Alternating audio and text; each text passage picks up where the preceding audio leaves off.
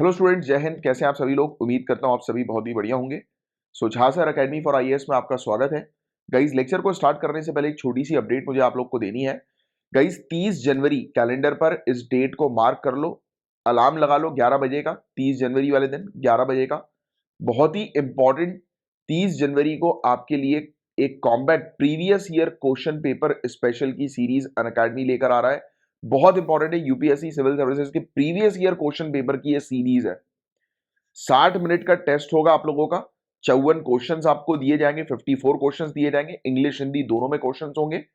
और पिछले 20 सालों के प्रीवियस ईयर क्वेश्चन पेपर के क्वेश्चंस उठाकर आपको दिए जाएंगे। बहुत अच्छा मौका है अपनी प्रैक्टिस को बेहतर करने का, क्योंकि काफी समय से आप लोग प्रीवियस ईयर क्वेश्चन पेपर की डेफिनेटली प्रैक्टिस कर रहे होंगे अगर आप यूपीएससी 2022 में अपीयर हो रहे हैं। और मैंने आपको कई बार जो है वो कहा है कि प्रीवियस ईयर क्वेश्चन पेपर की आपको प्रैक्टिस करना ही है।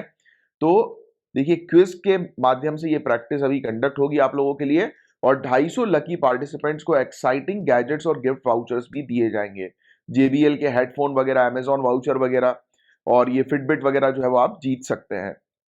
इसके अलावा काफी सारे गिफ्ट्स, स्कॉलरशिप्स आपको इसमें मिल जाएगी। राइट, अनअकैडमी प्लेटफॉर्म पर ये कंडक्ट होगा। नीचे आपको डिस्क्रिप्शन पर मैंने लिंक छोड़ दी है। डिस्क्रिप्शन पर लिंक के जरिए आप तुरंत आज के आज ही इनरोल हो जाओ। और अनअकैडमी पे कुछ भी चीज, जैसे कि अभी ये क्विज के लिए आपसे कोड पूछेगा तो आपको कैपिटल लेटर में झासर लिखना है। और अनअकैडमी से कुछ भी चीज आप परचेज करो या आपका फ्रेंड परचेज अगर कर रहा है कोई भी कोर्स, क्योंकि ईएमआई पे भी कोर्स ये ऑफर करते हैं, कोई भी कोर्स आप ले रहे हो, चाहे ऑप्शनल का, चाहे यूपीएससी का, या आपका दोस्त कोई किसी भी सब्जेक्ट का किसी भी एग्जाम का कोर्स ले रहा है, तो झासर कोड अगर यूज करोगे आप लोग तो आपको डिस्काउंट मिलेगा किसी भी कोर्स पर। अकेडमी में कहीं पर भी झासर कोड का आप यूज करोगे तो आपको ह्यूज डिस्काउंट जो है वो मिल जाएगा। ठीक है, और बाकी सभी के सभी इस कॉम्बैट में जो है वो एनरोल हो जाओ 11 बजे। डेट याद रखना, 30 जनवरी। राइट, स्मृति मंधाना, गाइस ये नाम याद रखिएगा।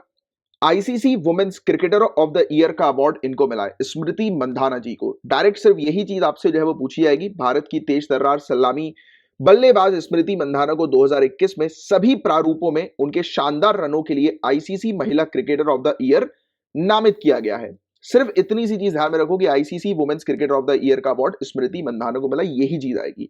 इसके अलावा हालांकि कुछ एडिशनल इंफॉर्मेशन है कि इसके अलावा मंधाना को इंग्लैंड के टैमी ब्यूमोंट, दक्षिण अफ्रीका यानी कि साउथ अफ्रीका के लिजेल ली और आयरलैंड के गैबी लुइस के साथ राचेल हेहो फ्लिंट ट्रॉफी पुरस्कार के लिए भी चुना गया है। तो ये एक एडिशनल डिटेल है, बट आपसे जो क्वेश्चन पूछा जाएगा वो ICC women's cricketer of the year का क्वेश्चन जो है वो पूछा जाएगा।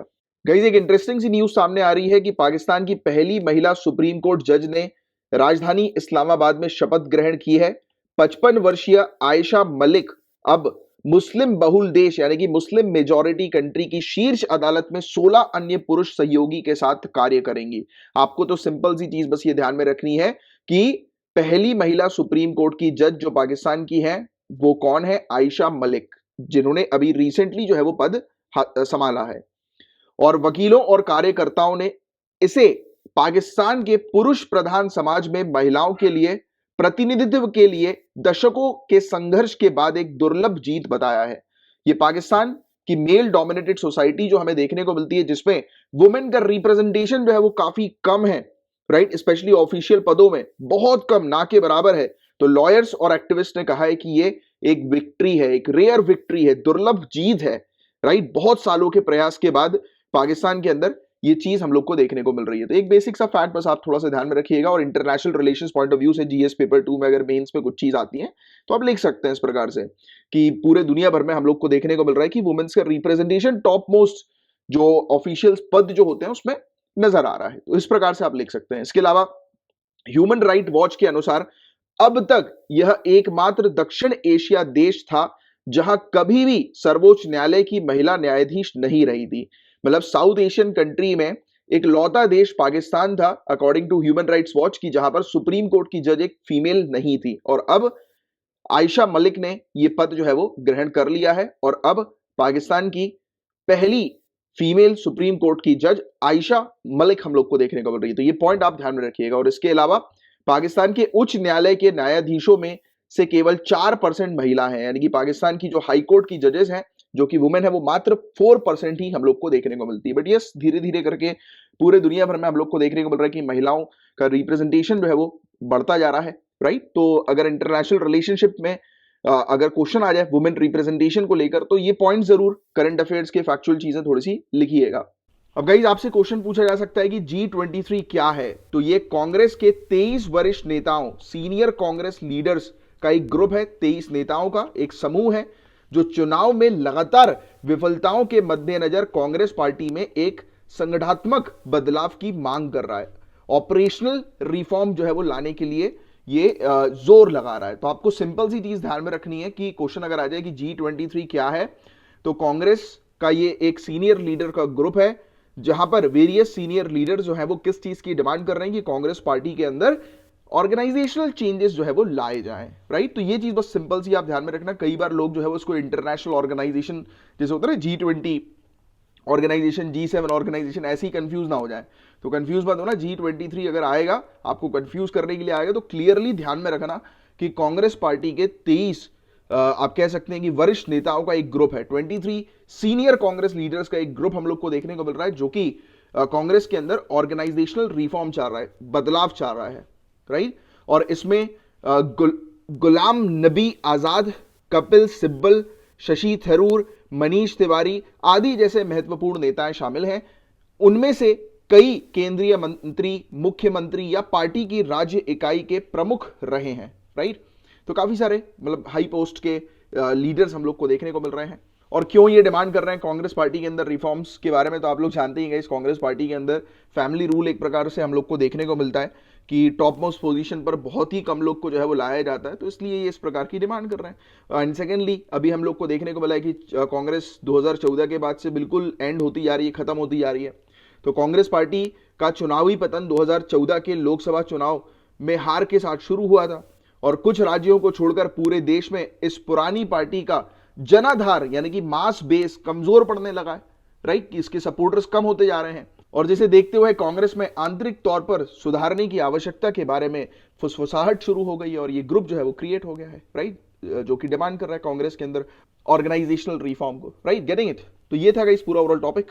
अब गाइस चाइना ताइवान रिलेशंस की बात करें तो इस टॉपिक को कई बार हम लोग डिस्कस कर चुके हैं। अभी ये टॉपिक न्यूज में इसलिए आया क्योंकि यूरोपियन पार्लियामेंट ने पहला ऑफिशियल डेलीगेशन अपना दिया है, यानी कि पहली बार ये चीज यूरोपियन पार्लियामेंट की तरफ से सामने आई है कि ये ताइवान का सपोर्ट करेंगे, ताइवान का सपोर्ट। अब आपके दीवार के सामने अगर वर्ल्ड मैप नहीं है तो आज ही जाके लगा लें एक बड़ा सा वर्ल्ड मैप, जहां पर आप पढ़ाई करते हैं, जस्ट आपकी दीवार के सामने एक बड़ा सा वर्ल्ड मैप होना चाहिए और एक बड़ा सा इंडिया का मैप होना चाहिए। दो चीज तो मैंडेटरी है, ये आप सभी लोग के पास होनी चाहिए, नहीं है तो जाकर लगा लो। एंड देखो जाके, अगर जिनके पास है जाकर देखिए वर्ल्ड मैप पर कि चाइना पे आप देखेंगे तो एक छोटा सा, चाइना के पास में नजदीक में एक छोटा सा आइलैंड आपको दिखाई दे रहा होगा, तो ये है ताइवान। ये आइलैंड जो है वो ताइवान हम लोग को देखने को मिल रहा है। अच्छा, आप मुझे ये बताएं कि ताइवान और चाइना, इसके बीच में जो ये एक चैनल है छोटा सा, राइट, तो ये इसको हम लोग क्या कहते हैं? ये चैनल जो पानी की धारा जो आपको दिखाई दे रही है, इसको क्या नाम दिया गया है? राइट, बताएं जरा। एक छोटा सा पानी का चैनल हम लोग को देखने को मिल रहा है, तो ये क्या नाम है इसका? Taiwan straight. Taiwan straight. अच्छा, स्ट्रेट क्या होता है? Geographical term. तो स्ट्रेट जो है वो एक वाटर बॉडी को दूसरी वाटर बॉडी के साथ कनेक्ट करता है। अब मेरा सवाल है, मतलब इसके ऊपर ताइवान से अगर आप इसको अपन ऐसा मान लेते हैं कि ताइवान से अगर आप ईस्ट की तरफ जाएंगे और वेस्ट की तरफ जाएंगे, तो वेस्ट पर कौन सी आपको वाटर बॉडी देखने को मिलती है और ईस्ट पर कौन सी वाटर बॉडी देखने को मिलती है? बताएं जरा, नीचे कमेंट बॉक्स पर लिखकर बताएं इसका आंसर, देखते हैं किसको पता है। तो देखिए, यूरोपियन पार्लियामेंट ने पहली बार सपोर्ट किया है ताइवान को, क्योंकि ताइवान जो है गाइस, ये कोई भी कंट्री इंटरनेशनली ताइवान को ना सपोर्ट करती है, इवन ना रिकॉग्नाइज करती है। कोई भी कंट्री ये नहीं बोलती कि ताइवान जो है वो एक इंडिपेंडेंट टेरिटरी है या इंडिपेंडेंट कंट्री है। जो भी बोलते हैं वो अगर फॉर्मल मीटिंग्स में अगर इसकी बात की जाती है, तब इसको सिर्फ एक टेरिटरी माना जाता है, जो कि चाइना का ही पार्ट हम लोग को देखने को मिलता है।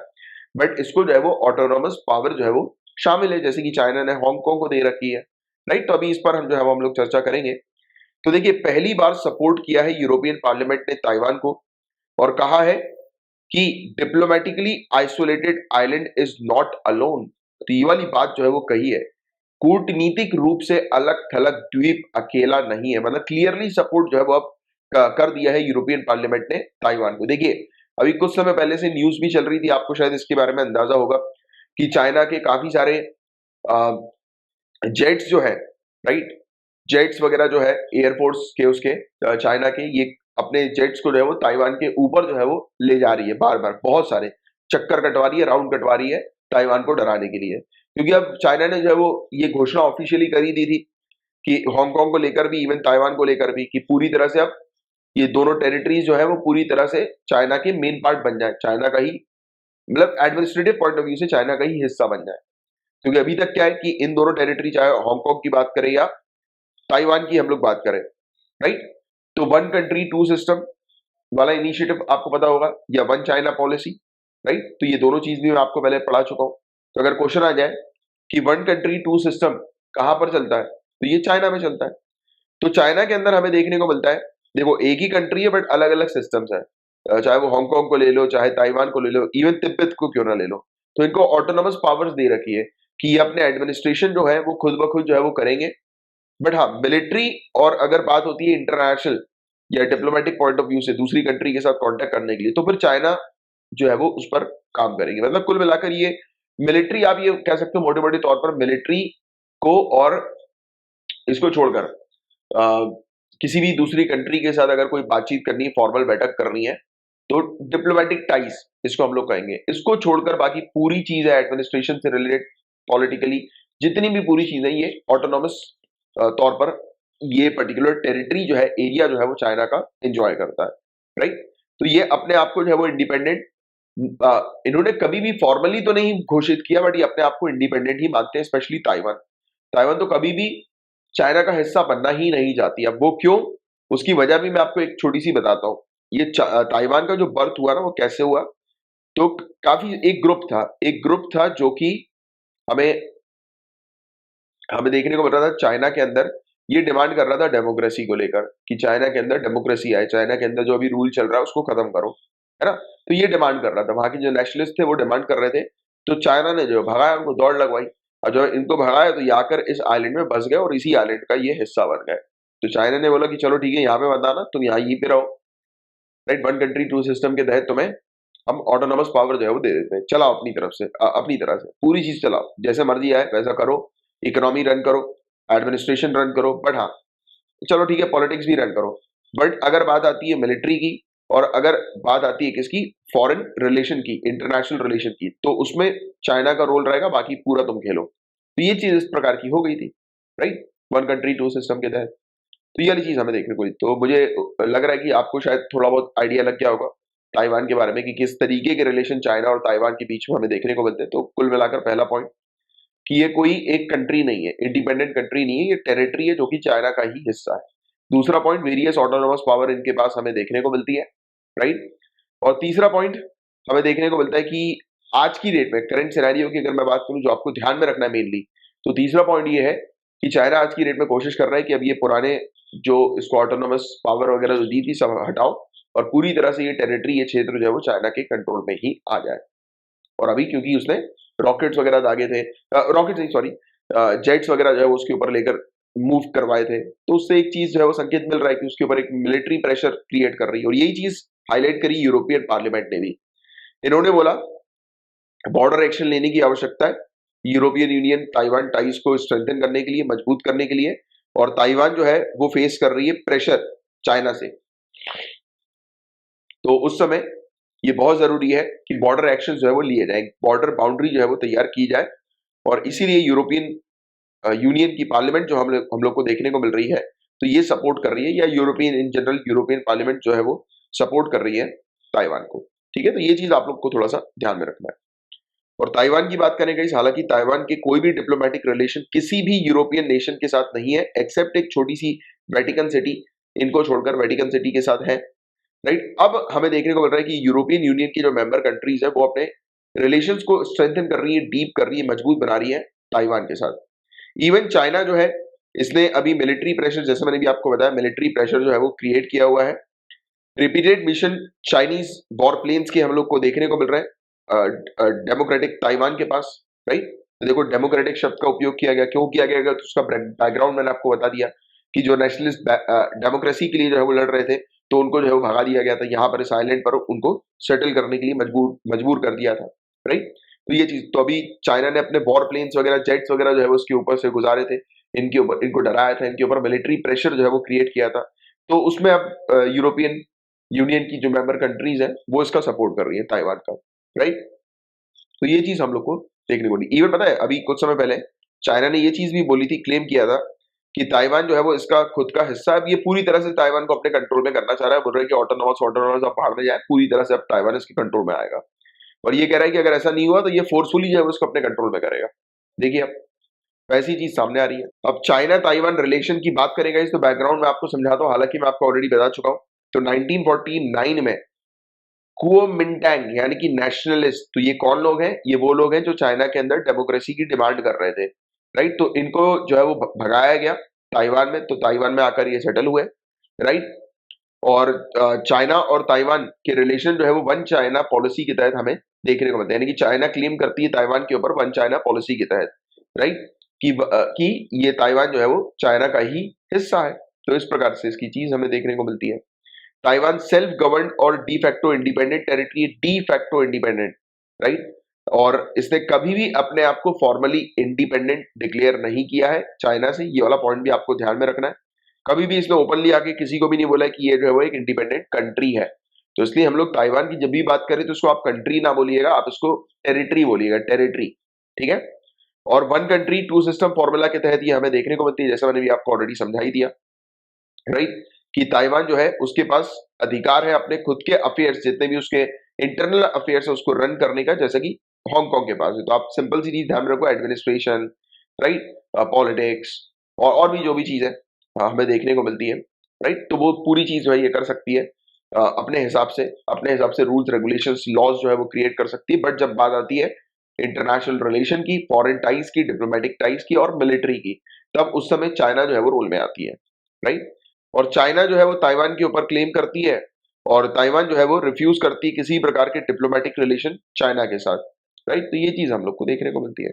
और इंडिया और ताइवान के रिलेशन की बात करेंगे तो हालांकि हमारा ताइवान के साथ कोई भी डिप्लोमेटिक रिलेशनशिप नहीं है फॉर्मल फॉर्मल तौर पे, बट हाँ हमारे इनफॉर्मल काफी सारे रिलेशनशिप है। कई बार ट्रेड के मामले में हम लोग जो है वो ताइवान के साथ भारी मात्रा में ट्रेड भी करते हैं, बहुत सारी चीजों में, अलग अलग फील्ड्स में। तो अलग अलग फील्ड में हम लोग जो है वो ताइवान के साथ रिलेशनशिप हमने बनाया हुआ है, बट कोई भी फॉर्मल डिप्लोमेटिक रिलेशनशिप ताइवान के साथ हमारा नहीं है।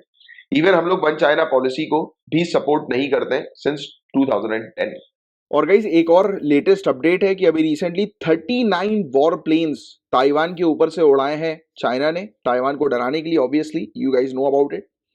और ताइवान द्वारा चीन को नाराज किए जाने वाले किसी काम पर, मतलब ताइवान ने चाइना को नाराज किया है या फिर लोकतांत्रिक रूप से शासित ताइवान द्वीप के लिए अंतरराष्ट्रीय समर्थन, मतलब कि अगर इंटरनेशनल सपोर्ट जब भी मिलता है ताइवान को, मतलब कि अभी ये कुछ कारण है कि किस कारणवश चाइना जो है वो ताइवान से गुस्सा होता है। तो पहला कारण ये है कि वो अगर किसी कंट्री के साथ अपना रिलेशनशिप बनाता है तो चाइना गुस्सा हो जाता है, राइट, या फिर इंटरनेशनल सपोर्ट उसको मिलने लगता है तो चाइना जो है वो गुस्सा हो जाता है, राइट। और स्पेशली अमेरिका अमेरिका जो है वो सपोर्ट करता है ताइवान का, तो इसलिए चाइना जो है वो उससे गुस्सा हम लोग को देखने को मिल रहा है और नाराजगी व्यक्त करने के लिए अक्सर इस प्रकार की कार्रवाइयां करता है।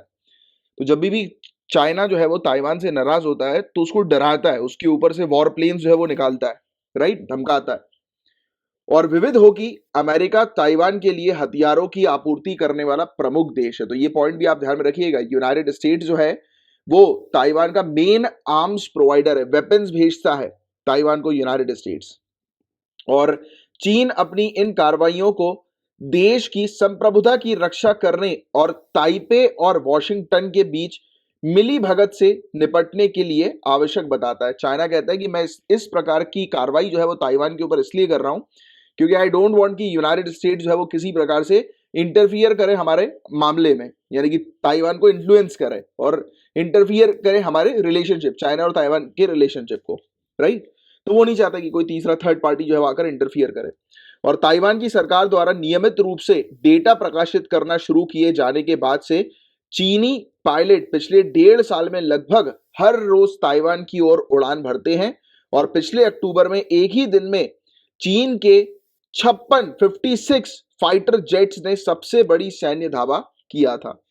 तो यही था कि अभी रिसेंट पास्ट में हम लोग को देखने को मिल रहा है कि ताइवान की सरकार जो है वो अपना डेटा जो है वो रेगुलर बेसिस पर जो है पब्लिश कर रही है इंटरनेशनली, वेरियस डेटास वगैरह। तो इसको लेकर चाइना गुस्से में है कि ताइवान जो है वो अपने इंटरनेशनल रिलेशन जो है वो बढ़ा रही है, राइट। तो आप लोग जानते ही हैं चाइना और ताइवान का पूरा इशू, जिसको अभी हमने डिटेल में जो है वो डिस्कस किया, हर एक पॉइंट इससे रिलेटेड, राइट।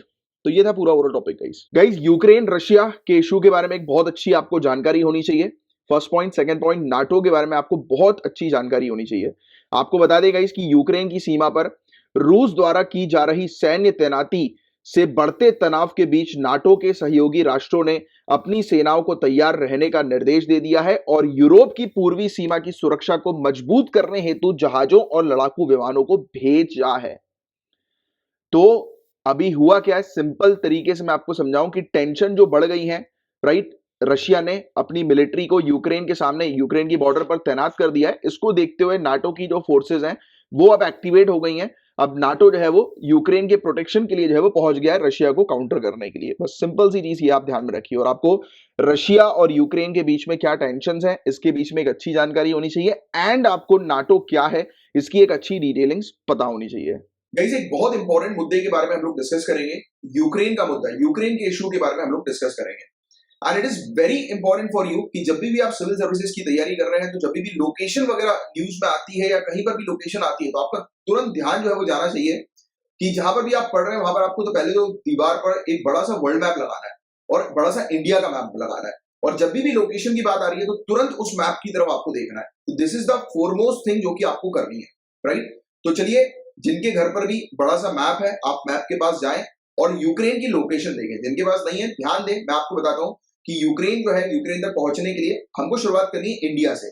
तो इंडिया के आप नॉर्थ की तरफ जाएंगे तो आप देखेंगे तजाकिस्तान, राइट। आप देखेंगे किर्गिस्तान, आप और ऊपर जाएंगे आपको कजाकिस्तान जो है वो दिखाई देगा। फिर वहां से आपको वेस्ट की तरफ जो है वो लेना है, राइट। आप वेस्ट की तरफ जो है वो जाएंगे तो आपको यूक्रेन दिखाई देगा और यूक्रेन के नीचे देखिए आपको ब्लैक सी दिखाई दे रही है। अब जब आप एक पर्टिकुलर लोकेशन को देख रहे हैं तो उसके आसपास के रीजन को भी देखें, जैसे बेलारूस आपको दिखाई दे रहा है ऊपर, पोलैंड आपको दिखाई दे रहा है, स्लोवाकिया आपको दिखाई दे रहा है, राइट। हंगेरी कंट्री आपको दिखाई दे रही है, रोमानिया दिखाई दे रही है, मोल्दोवा दिखाई दे रहा है, राइट। ब्लैक सी आपको दिखाई दे रही है नीचे, राइट। वहीं पर ही देखिए आप रशिया जो है वो हम लोग को देखने को मिल रहा है, यूक्रेन के साथ अपनी बाउंड्री शेयर कर रहा है, राइट।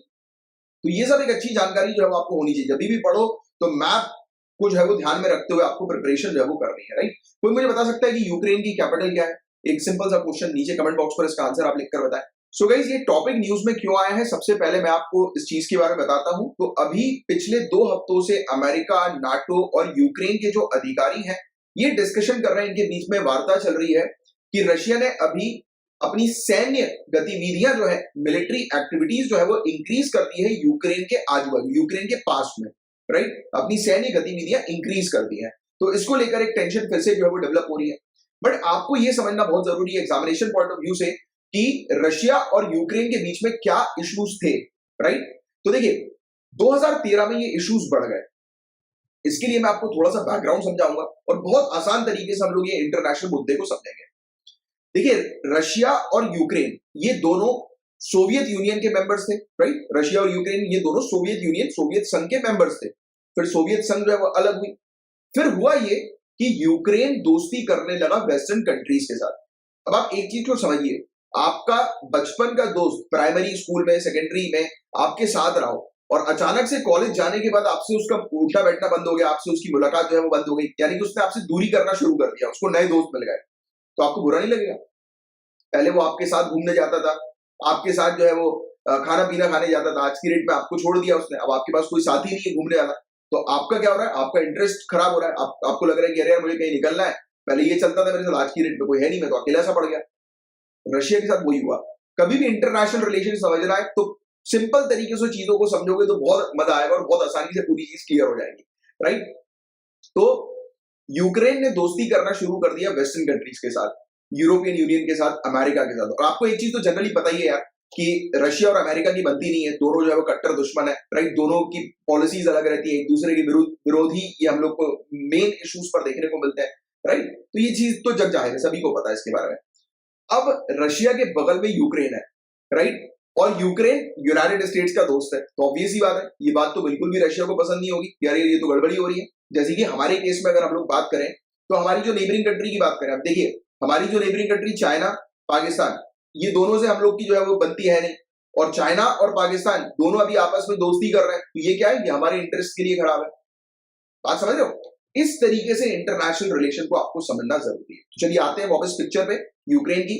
तो हमने क्या देखा कि 2013 में हुआ ये कि काफी सारी पॉलिटिकल और इकोनॉमिक डील्स यूक्रेन की यूरोपियन यूनियन के साथ होना शुरू हो गई, जो चीज रशिया ने बिल्कुल भी पसंद नहीं करी। अब रशिया के कुछ सपोर्टर्स यूक्रेन के अंदर है ना, उन्होंने क्या किया, उन्होंने विरोध करना शुरू कर दिया। ये 2013 की बात है। फिर 2014 में क्या हुआ, तो रशिया ने एक बहाना मारा। इसने बोला कि यार आपके यहाँ पर, यूक्रेन के यहाँ पर काफी सारे ऐसे लोग हैं जो कि रशियन सपोर्टर्स हैं, राइट, आप जो है वो उन लोगों का ध्यान नहीं रख रहे हो। और इसको देखते हुए रशिया ने क्रीमिया पर कब्जा कर लिया, क्रीमिया पर कंट्रोल कर लिया, राइट। तो क्रीमिया एक टेरिटरी हम लोग को देखने को मिल रही है, उस पर रशिया ने अपना कंट्रोल कर लिया। आपको शायद पता होगा इस G8 ग्रुप ऑफ 8 नेशन या G7, आज की डेट में आप G7 के बारे में जानते हो। एक टाइम पर G7 कंट्रीज जो थी, ग्रुप ऑफ 7 या ग्रुप ऑफ 8 कंट्रीज जो हम लोग को देखने को मिलती थी, तो उसमें रशिया शामिल थी। जैसे ही रशिया ने एक कंट्री की टेरिटरी को अपने कंट्रोल में लिया, यूक्रेन का ये क्रीमिया को अपने कंट्रोल में लिया, तो वैसे ही उसको इंटरनेशनल फ्रंट से हटा दिया गया। G8 से उसको हटा दिया गया, G7 में उसको रख दिया गया। आप देखो G8 और G7 कंट्रीज का एक टॉपिक अलग है, राइट, उस पर मैं आपसे अलग बात जो है वो करूंगा। बट जिन लोगों को पता होगा इस टॉपिक के बारे में, G7 के बारे में, ग्रुप ऑफ 7 कंट्री बहुत बार आता है। जैसे G20 कंट्रीज आती हैं, ग्रुप ऑफ 20 कंट्रीज, वैसे ही ग्रुप ऑफ एक्चुअली में ग्रुप ऑफ 20 कंट्रीज नहीं है, कंट्रीज तो बहुत सारी है, क्योंकि यूरोपियन यूनियन भी जो है उसका हिस्सा है। ये वाली बात आपको पता होगी। ग्रुप ऑफ 20 नेशन आप कह सकते हो, राइट। G20 की बात होती है, वैसे ही G7 की बात होती है, राइट। तो G7 एक टाइम पर G8 हुआ करती थी, और इसको हटाया गया कब, जब रशिया ने क्रीमिया के ऊपर अपना कंट्रोल कर लिया। तो अब आपको एक मैटर, इंटरनेशनल फ्रंट जो है आपको समझ में आ रहा होगा कि क्या इशू चला था। अब मैं आपको एक शॉर्ट में एक समराइज करूं, तो रशिया जो है उसने यूक्रेन के क्रीमिया पर अपना जैसे ही कंट्रोल स्टैब्लिश किया, क्यों, क्योंकि उसका इंटरेस्ट जो है वो हैम्पर हो रहा था, क्योंकि यूक्रेन दोस्ती कर रहा था किसके साथ, वेस्टर्न कंट्रीज के साथ। तो उसने ये चीज करी और टेंशन बढ़ना शुरू हो गई। फिर लगातार हम लोग को देखने को मिला कि विवाद होना शुरू हुए। इनके बीच में काफी सारे एग्रीमेंट्स भी हुए थे, पीस एग्रीमेंट्स भी हुए थे, बट वो भी जो है वो लगातार जो है उसका उल्लंघन किया। तो ये 2013 और 2014 की हमने बात करी। फिर क्या हो रहा था यूक्रेन के अंदर, ये नहीं समझिए आप। तो यूक्रेन में काफी सारे लोग जो थे वो रशिया को सपोर्ट करते थे, राइट। वो प्रो रशियन सेपरेटिस्ट लोग थे, वो डिमांड कर रहे थे कि ये सेपरेशन हो जाए, यानी कि पूरी टेरिटरी का, यानी कि यूक्रेन के अंदर जो रशिया को सपोर्ट करते हैं वो अलग हो जाए, और जो यूक्रेन को सपोर्ट करते हैं वो अलग हो जाए। तो ये यूक्रेन का एक विभाजन जो है वो चाह रहे थे, राइट। तो इसके तुरंत बाद यूक्रेन के डोनेट्स्क और लुहांस्क इन क्षेत्रों में रूसी समर्थक अलगावादियों, प्रो रशियन सेपरेटिस्ट ने कीव से अपनी स्वतंत्रता की घोषणा कर दी। इन्होंने बोला कि यूक्रेन से ये अलग होना चाहते हैं, यानी कि जो लोग रशिया को सपोर्ट करते थे उन्होंने एक विद्रोह कर दिया। उन्होंने बोला कि हमें यूक्रेन से अलग होना है, हमें आप अलग स्टेट जो है वो प्रोवाइड कराओ, राइट, हमें अलग टेरिटरी प्रोवाइड कराओ, हमें स्वतंत्रता प्रोवाइड कराओ आप, राइट। और इसके कुछ महीनों के बाद भारी लड़ाई हम लोग को देखने को मिली, दंगे देखने को मिले यूक्रेन के अंदर। फिर 2015 में फ्रांस और जर्मनी की मध्यस्थता में मिन्स्क में कीव और मॉस्को के मध्य शांति समझौते पर हस्ताक्षर किए गए। जब देखा कि यार ये टेंशन बहुत ज्यादा बढ़ गई है, तो उसमें जर्मनी बीच में आया, फ्रांस बीच में आया। इन्होंने बोला कि भाई यूक्रेन और रशिया, भाई तुम एक काम करो, दोस्ती कर लो, राइट, झगड़ा मत करो। तुम्हारे इसके कारण देखो कितने सारे सिविलियंस की मौतें हो रही हैं। कुछ डेटा सामने आया कि हजारों की संख्या में सिविलियंस की मौतें हो रही हैं, राइट, आम नागरिकों की मौतें हो रही हैं, राइट। तो इन्होंने बोला, जर्मनी और फ्रांस ने थोड़ा बड़े भाई का रोल प्ले किया, बोला कि भाई तुम दोनों भाई भाई हो, दोस्ती करो, राइट, शांति बरकरार रखो, राइट। तो ऐसा हुआ, बट कहाँ शांति बरकरार होती है, कंटिन्यू है, आज भी हम लोग को इश्यूज है वो देखने को मिल रहा है, राइट। तो मिन्स्क, कोई मुझे बता सकता है मिन्स्क जो है वो किसकी कैपिटल है? कोई बता सकता है मिन्स्क किसकी कैपिटल है? तो आपको ध्यान में रखना है बेलारूस। अभी मैंने आपको थोड़ी देर पहले मैप की एक इन्फॉर्मेशन दी थी कि यूक्रेन के आसपास कौन सी कंट्रीज है, तो ये बेलारूस की कैपिटल है। तो जर्मनी और फ्रांस बेलारूस में आए और इन्होंने एक समझौता किया यूक्रेन और रशिया के साथ कि भाई आप जो है वो लड़ाई मत करो, शांति बरकरार रखो। बट बार बार जो है वो इसका उल्लंघन होता रहा, बार बार दंगे होते रहे, राइट। तो अंतरराष्ट्रीय स्तर पर ध्यान दिए जाने की क्या जरूरत है इस इशू को? तो आपको बता देगा कि देश के पूर्वी भाग, जो ईस्टर्न एरिया जो है इस कंट्री का, यूक्रेन का, इसमें कीव और रूस समर्थक विद्रोहियों के बीच जारी लड़ाई में 14,000 लोग मारे गए, 14,000 लोग मारे गए। और एक रिपोर्ट आती है United nation office of high commissioner for human rights की। इस रिपोर्ट ने ये चीज बताया, अभी 2021 की रिपोर्ट थी, अक्टूबर 2021 की, उसमें बताया कि ये जो यूक्रेन का जो मुद्दा चल रहा है, इसमें जो लोग मारे गए थे, 14,000 लोग जो मारे गए थे, इसमें से बेकसूर लोग जो थे वो 3,393 थे, बेकसूर लोग जिनका कोई लेना देना नहीं था लड़ाई से, बट वो भी इसकी चपेट में आ गए, राइट। तो ह्यूमन राइट्स का क्लियरली उल्लंघन हम लोग को देखने को मिल रहा है। तो इंटरनेशनली किस प्रकार से रिस्पॉन्स हम लोग को देखने को मिला, तो यूरोपियन संघ की बात करें, यूरोपियन यूनियन की बात करें और अमेरिका की बात करें, तो इसने क्रीमिया और पूर्वी यूक्रेन में रूस की कार्रवाई के जवाब में कई उपाय किए हैं, राइट, जिसके तहत अन्य उपायों के साथ साथ व्यक्ति, संस्थाओं और रूसी अर्थव्यवस्था के विशिष्ट क्षेत्रों को लक्षित करते हुए आर्थिक प्रतिबंध लगाए गए हैं। देखिए क्या था, अब इंटरनेशनल कंट्रीज यहां पर कूदेंगी, तो यूरोपियन यूनियन ने और यूनाइटेड स्टेट्स ने, इन्होंने क्या किया, इन्होंने यहां पर इकोनॉमिक सैंक्शन लगाना शुरू कर दिया, यानी कि जो लोग इस एरिया पर डिस्टरबेंस क्रिएट कर रहे थे और या फिर जो एरिया है जहां पर ज्यादातर डिस्टरबेंस देखने को मिल रहा था, वहां पर उन्होंने सैंक्शन लगाना शुरू कर दिया, राइट। इंटरनेशनली ये रिस्पॉन्स हम लोग को देखने को मिला, राइट। एंड रशिया की क्या प्रतिक्रिया है, रशिया ने क्या रिस्पॉन्स दिया, तो रशिया एक्चुअली में ये बोलता है कि नाटो यूक्रेन को हथियार प्रोवाइड करा रही है, नाटो यूक्रेन के लोग जो है उनको इन्फ्लुएंस कर रही है, रशिया के अगेंस्ट जो है वो कर रही है। तो ऐसी चीज हम लोग को देखने को मिली। हालांकि यूक्रेन ने इन सब आरोपों से जो है इनकार कर दिया है कि ऐसा कुछ नहीं है, राइट, बट रशिया जो है वो ये आरोप लगाती है और यूक्रेन वो आरोप लगाती है कि रशिया जो है वो वहां से मिलिट्री लेकर जा रहा है। तो अभी तक ये मामला जो है वो सुलझा नहीं है, राइट। और इसके अलावा जो राष्ट्रपति है व्लादिमीर पुतिन, उनका कहना यह है कि वेस्टर्न कंट्रीज ने इस प्रकार से यूक्रेन को इन्फ्लुएंस कर दिया है कि यहाँ पर बहुत ज्यादा डिस्टर्बेंस नजर आ रहा है, लगातार डिस्टर्बेंस जो है वो देखने को मिल रहा है। तो इसको अगर कंट्रोल करना है तो किसी ना किसी प्रकार का एक इंटरनेशनल कानून और सख्त कानून जो है वो लाने की आवश्यकता है। तो ये व्लादिमीर पुतिन का जो है वो कहना है। इसके अलावा कुछ मिन्स्क एग्रीमेंट भी है, जैसे कि क्वेश्चन डायरेक्ट आ सकता है कि मिन्स्क एग्रीमेंट, मिन्स्क समझौता जो है वो किसके बीच में हुआ है, तो ये यूक्रेन के इश्यूज को शांत करने के लिए ये समझौता हमें देखने को मिला है।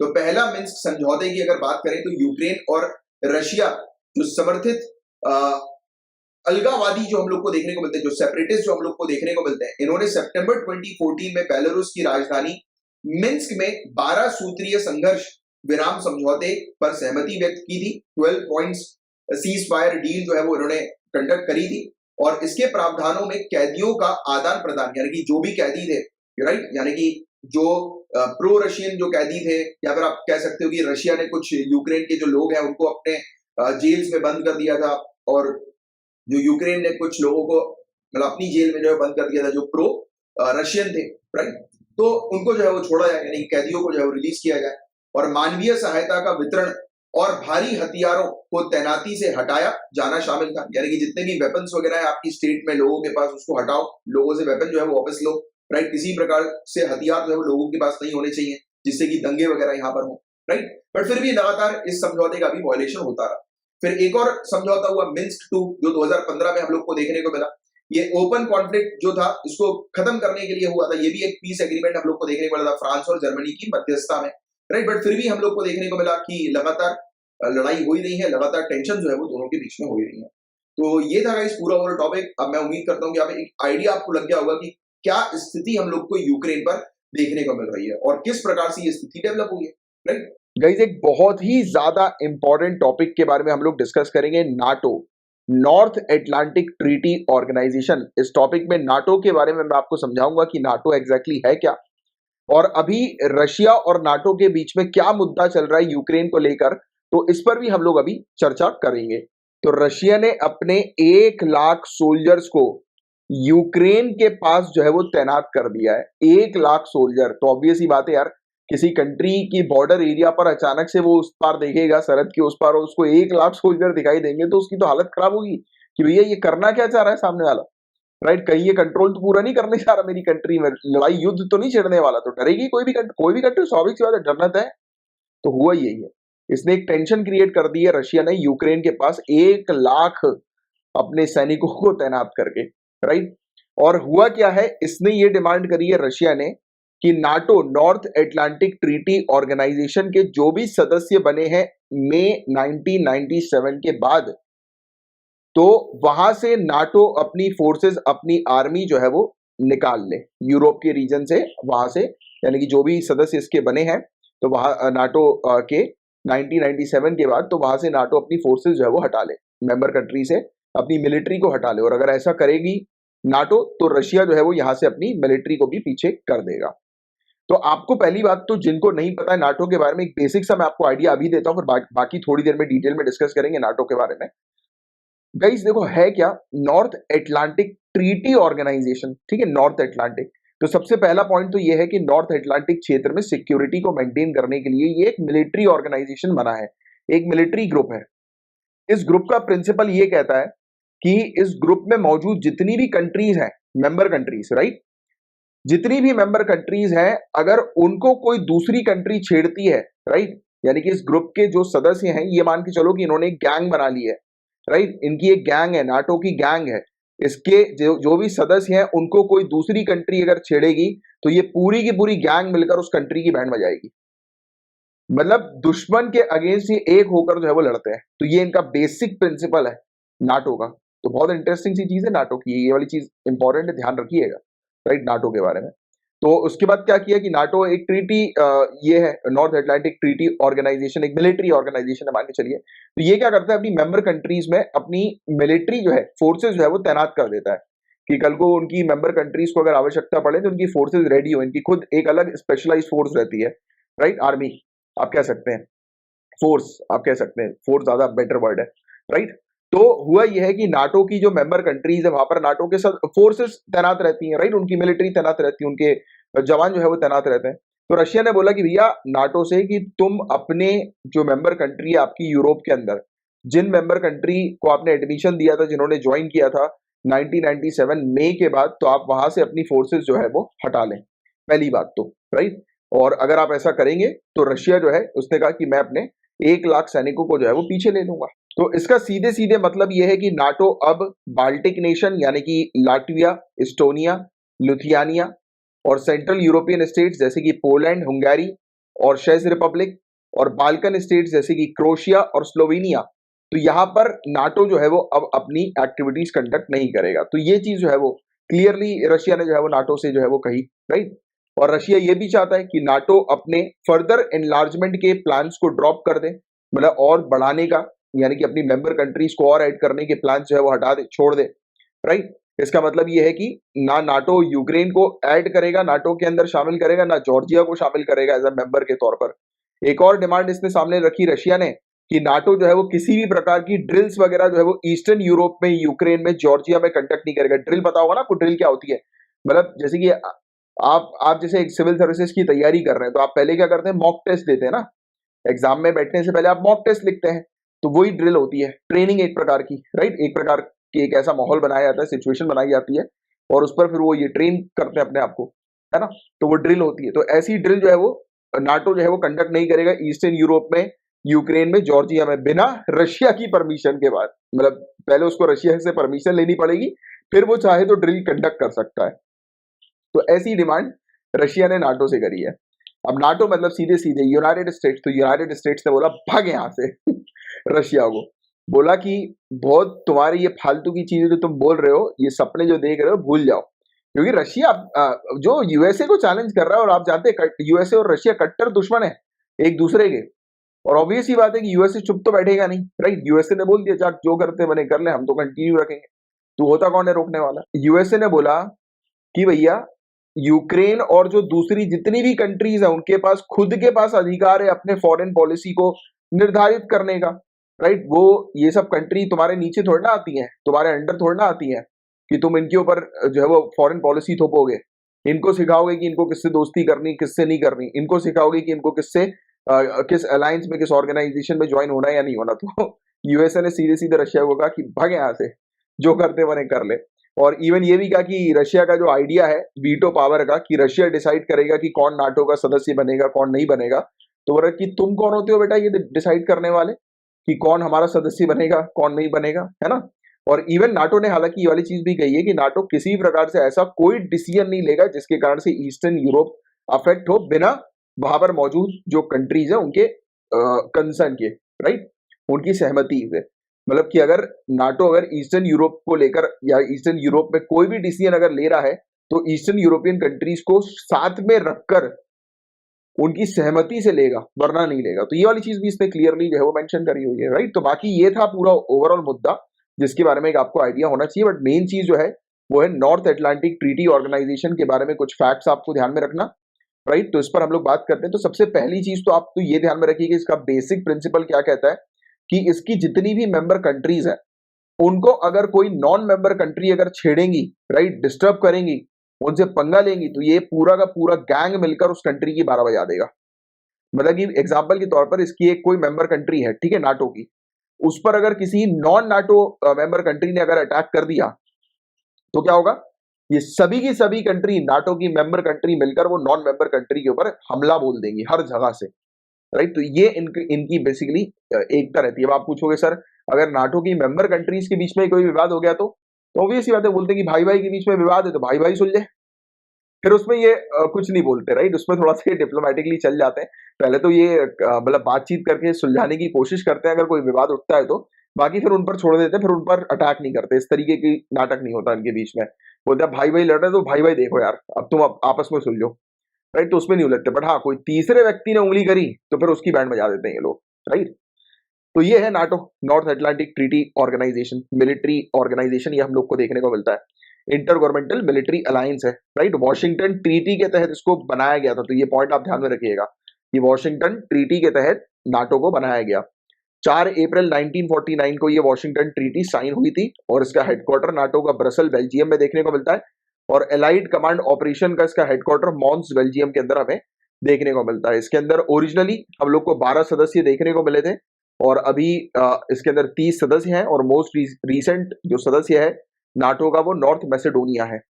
और नाटो की मेंबरशिप ओपन है किसी भी यूरोपियन कंट्री के लिए, राइट। और अगर वो यूरोपियन कंट्री इस treaty, North Atlantic Treaty Organization के प्रिंसिपल्स को फॉलो कर सकती है तो वो मोस्ट वेलकम है और उस कंट्री को नॉर्थ अटलांटिक एरिया में सिक्योरिटी, सुरक्षा जो है वो बरकरार रखनी पड़ेगी। तो अगर ये चीज अगर यूरोपियन कंट्री अगर फॉलो करती है तो वो नॉर्थ अटलांटिक ट्रीटी ऑर्गेनाइजेशन का हिस्सा बन सकती है, मेंबर बन सकती है, ठीक है। तो ये था गाइस बेसिक सा topic North Atlantic Treaty Organization के बारे में, जिसके बारे में आपको अच्छी जानकारी होनी चाहिए। गाइस एक बहुत इंपॉर्टेंट टॉपिक है जिस पर हम लोग डिस्कशन करने वाले हैं, क्रिमिनल जस्टिस रिफॉर्म्स, आपराधिक न्याय प्रणाली सुधार।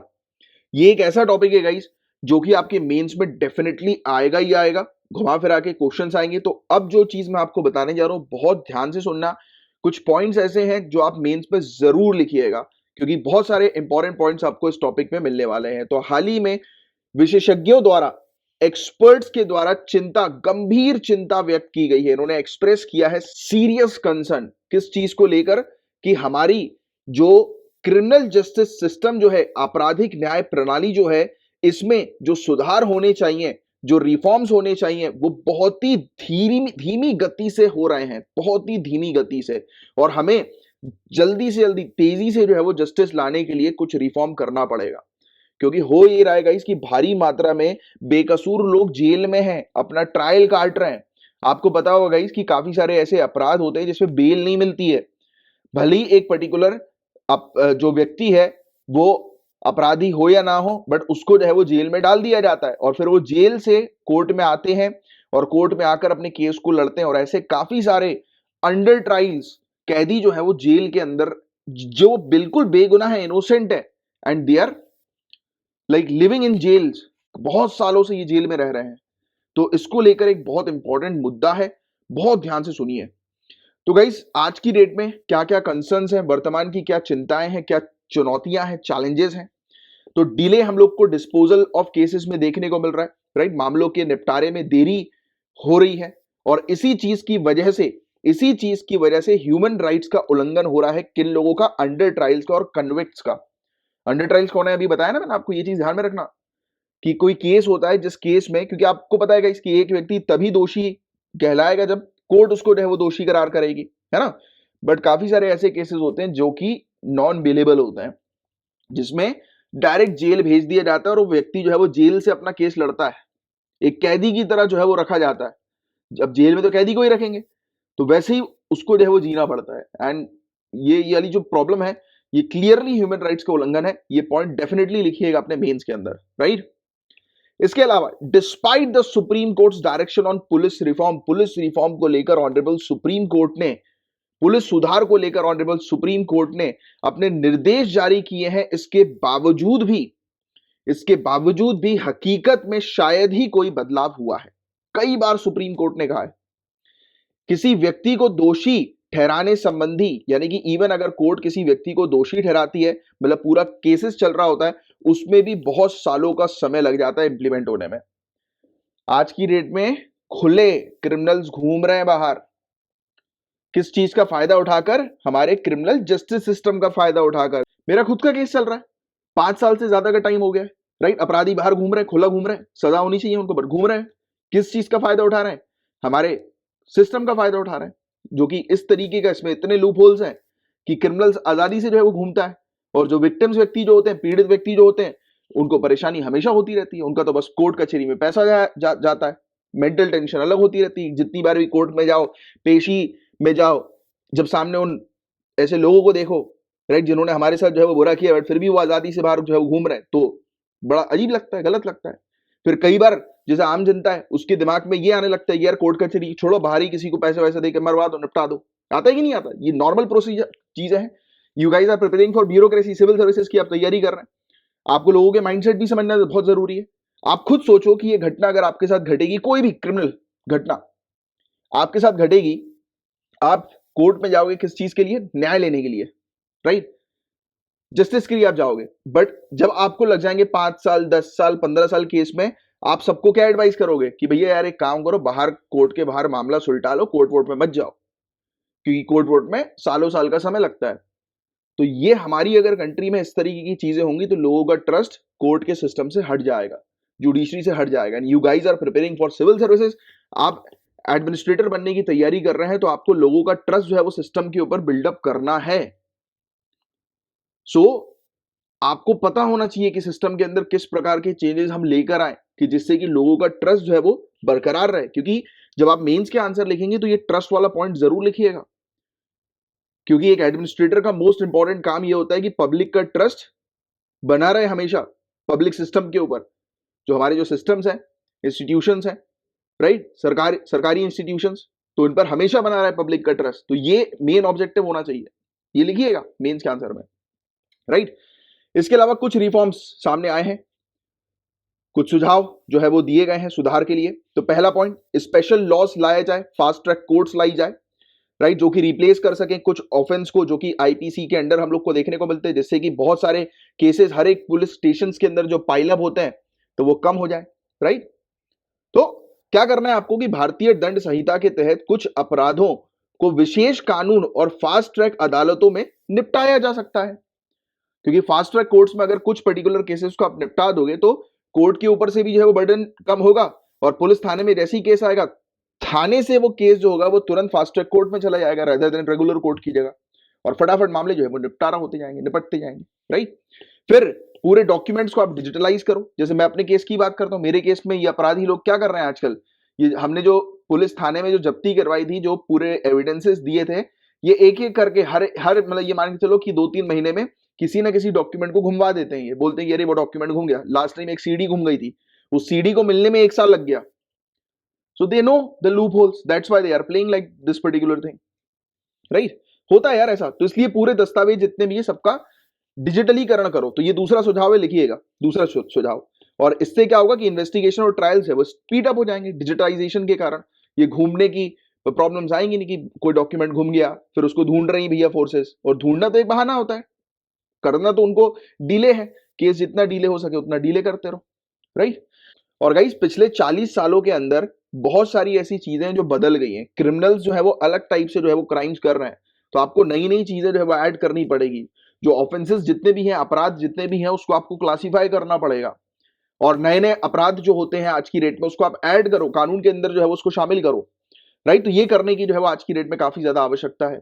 और कई बार हम लोग को देखने को मिलता है गाइस, कई बार कई केसेस होते हैं ऐसे होते हैं कि जिसमें एक क्रिमिनल जो होता है वो क्राइम करता है, अलग अलग टाइप से वो क्राइम करता है। वो क्राइम का नेचर जो होता है वो एक जैसा ही होता है, एक समान ही होता है, बट उस एक समान क्राइम के लिए अलग अलग कानून हमें देखने को मिलते हैं। तो इस टाइप से जो अलग अलग कानून है उसको आप जो है वो मर्ज करो, एक में लाओ, एक करो।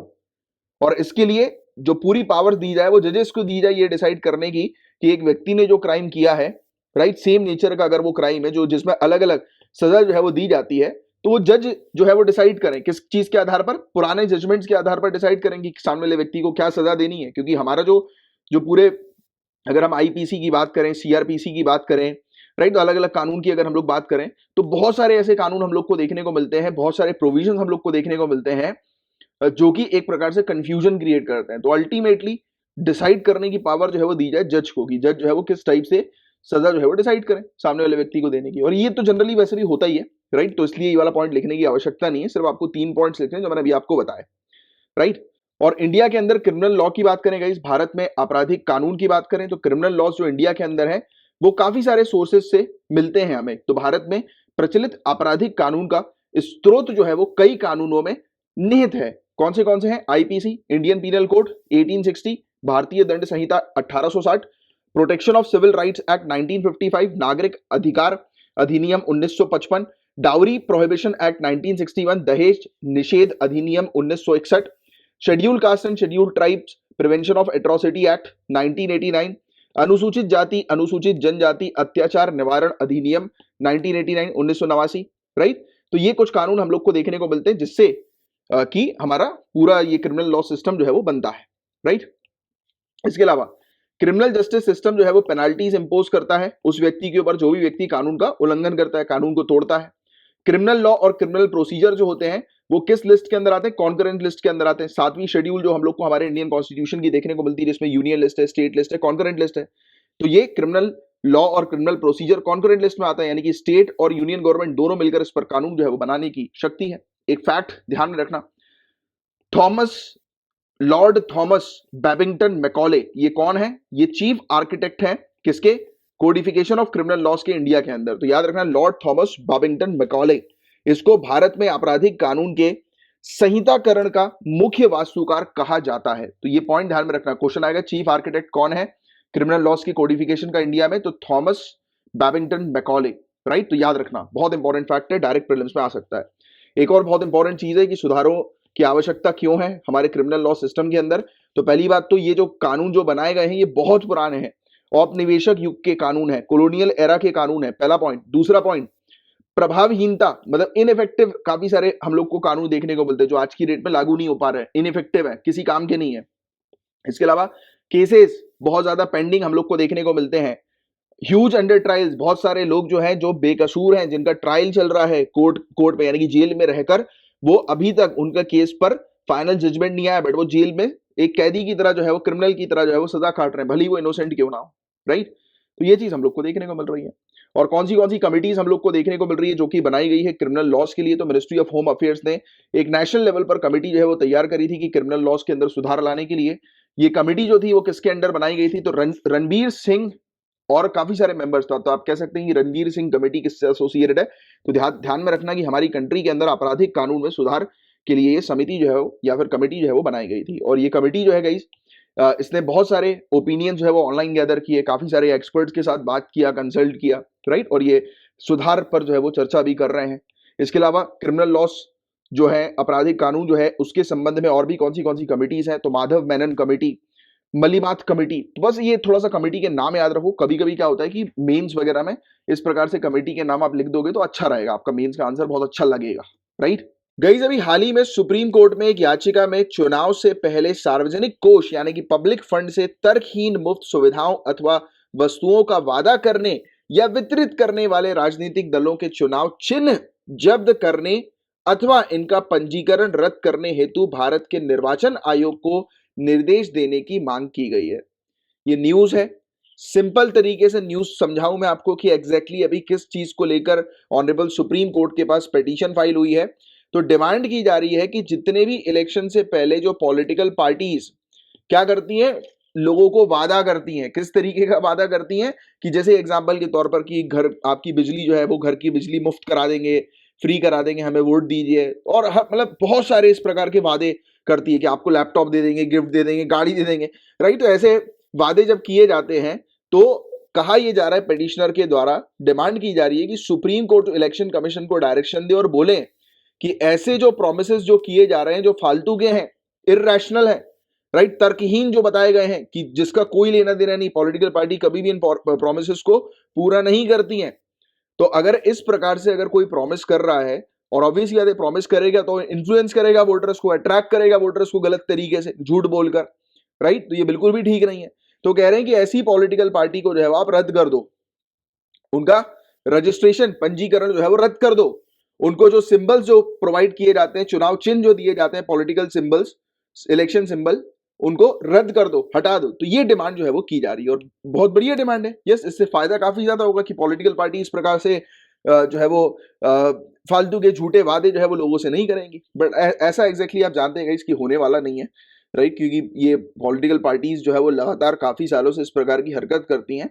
हम लोगों के अंदर समझदारी होनी चाहिए कि अगर कोई, जैसे मैंने देखा यार, बहुत लोग लालची टाइप के होते हैं, काफी सारे लोग, you guys also know very well, आप लोग तो नहीं, आप लोग तो सिविल सर्विसेज की तैयारी कर रहे हो, आप लोग के अंदर दिमाग है। जो कॉमन मैन होता है वो बहुत लालची किस्म की सोच वाला इंसान होता है।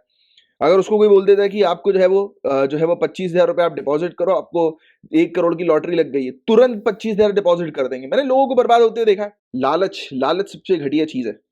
लालच इंसान को सिर्फ बर्बाद करती है और कुछ नहीं करती। जहां आपको कोई, ये मान के चलो कि जहां आपको कोई लालच दे रहा है ना, तो ये मान के चलिए कि वो आपको लूटेगा ही लूटेगा। मैंने देखा है लोगों को बर्बाद होते हुए कि कई बार एक एसएमएस आया कि आपको जो है वो लॉटरी खुल गई है, 1 लाख रुपए अभी आपको ट्रांसफर किया जाएगा, थोड़ी देर फोन भी आता है, राइट, या फिर आप उसमें लिखा रहता है कि आपको 1 लाख रुपए चाहिए तो इस नंबर पर फोन करें। भाई साहब बंदे फोन करते हैं, फोन करने के बाद सामने वाला बोलता है कि बहुत अच्छे से पूरी डिटेल्स ले लेगा, कंफर्मेशन कर देगा, कॉन्ग्रेचुलेट कर देगा, खुश कर देगा, एकदम मतलब हाई लेवल पे ले जाएगा।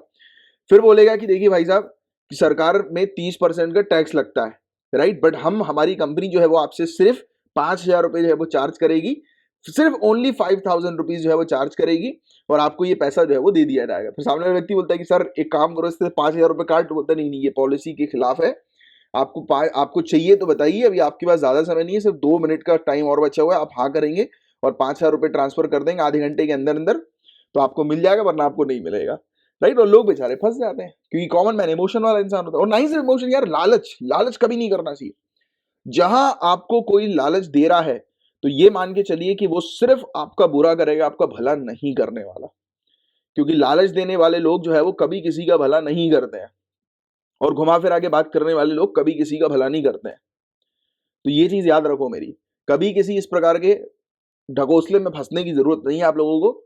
बहुत दुनिया में बहुत लोग हैं आज की डेट में, तो ये जब से डिजिटलाइजेशन और सोशल मीडिया जब से ब्रॉड हो गया, वाइड हो गया, इतने लोग इससे जुड़ गए हैं, तो बहुत फ्रॉड्स लगातार होते जा रहे हैं। तो हम लोग को सतर्क रहने की आवश्यकता है। जो भी आपको अट्रैक्ट करे इग्नोर करो, क्योंकि वो आपके साथ फ्रॉड करेगा। लगेगा आपको कि अरे वाह यार आपकी तो किस्मत चमक गई, किस्मत खुल गई, लगेगा आपको, बट देखना आप गड्ढे में गिर जाओगे। मैंने देखा है लोगों को बर्बाद होते हुए, राइट। और पॉलिटिशियन क्या करते हैं, यही करते हैं, लोगों को जो है वो झूठे वादे जो है वो करते हैं, राइट। तो यही जो पिटीशन है वो इसी चीज पर रोक लगाने की बात कर रही है।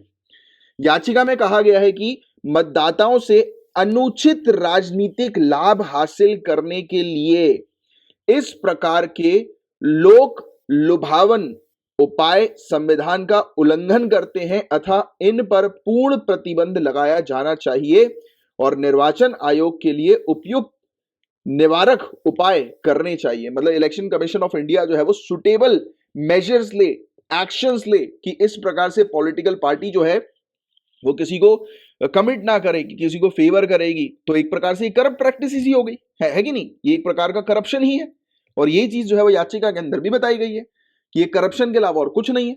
कि भाई आप किसी को जो है अट्रैक्ट कर रहे हो, करप्ट कर रहे हो किसी को, राइट। किसी से आप वोट जो है वो आप देश के लिए अच्छा करोगे उस इस पॉइंट ऑफ व्यू से नहीं जो है वो मांग रहे हो। आप सामने वाले से वोट किस पर्पस के लिए मांग रहे हो कि एक काम करो, मैं आपको 500 रुपए दूंगा, आप मुझे वोट दे दो। तो ये क्या हुआ, करप्ट प्रैक्टिस हुई। अब यार एक व्यक्ति, आप खुद मेरी बात को समझना, काफी सारे पॉलिटिकल कैंपेनिंग्स होती हैं, आपको पता भी होगा इस चीज के बारे में। बहुत पैसा ये लोग लगाते हैं पॉलिटिशियंस, बहुत पैसा पब्लिक को अट्रैक्ट करने के लिए कि पब्लिक उनकी भीड़ में शामिल रहे, अट्रैक्टेड रहे, घिरी रहे, उनके ऊपर बहुत पैसा खर्च करते हैं। जो रैलीज वगैरह निकलती हैं, तो मैं खुद मतलब मैं एक डिस्ट्रिक्ट प्रेसिडेंट रह चुका हूँ पॉलिटिकल पार्टी का। मैं बताऊंगा नहीं नाम एग्जैक्टली किसी पॉलिटिकल पार्टी के, बिकॉज मैं आप लोग की तैयारी करवा रहा हूँ सिविल सर्विसेज की। आई ऑलवेज टेल यू कि एक ब्यूरोक्रेट को हमेशा न्यूट्रल रहना है। किसी भी ना पॉलिटिकल पार्टी के सपोर्ट में रहोगे, ना किसी पॉलिटिकल पार्टी के अगेंस्ट रहोगे। आप किसके सपोर्ट में रहोगे, इस देश के हित के सपोर्ट में रहोगे, इस देश के इंटरेस्ट के सपोर्ट में रहोगे, दैट्स इट। क्योंकि 5 साल में पॉलिटिकल पार्टी आती रहेंगी, जाती रहेंगी। आपका एक बार यूपीएससी में सिलेक्शन हो गया, पीएससी में सिलेक्शन हो गया, आप परमानेंट ब्यूरोक्रेट रहोगे, टेम्पररी ब्यूरोक्रेट नहीं रहोगे। ये पॉलिटिशियंस जो होते हैं वो टेम्पररी ब्यूरोक्रेट्स होते हैं, आप परमानेंट ब्यूरोक्रेट रहने वाले हो। आपका टेन्योर 5 साल का नहीं है। तो ये बात मेरी ध्यान में रखो, किसी पॉलिटिकल पार्टी को ना फेवर करना है, ना उसके अगेंस्ट आना है। जिसने अच्छा किया उसकी वाहवाही करेंगे, जिसने बुरा किया उसको क्रिटिसाइज भी नहीं करना है, जिसने बुरा किया तो हम लोग को हाईलाइट्स करना है कि इसके क्या गलत पॉइंट्स हैं, कि जिससे कि नेक्स्ट टाइम जो है वो ये गलती ना हो। क्योंकि ultimately you guys are policy makers. आपको क्या लगता है नेता पॉलिसी बनाते हैं? नहीं, नेता कहां से पॉलिसी बनाएंगे? You guys will create policy. आप पॉलिसीज क्रिएट करेंगे, IAS IPS officers policies create करते हैं। Getting my point?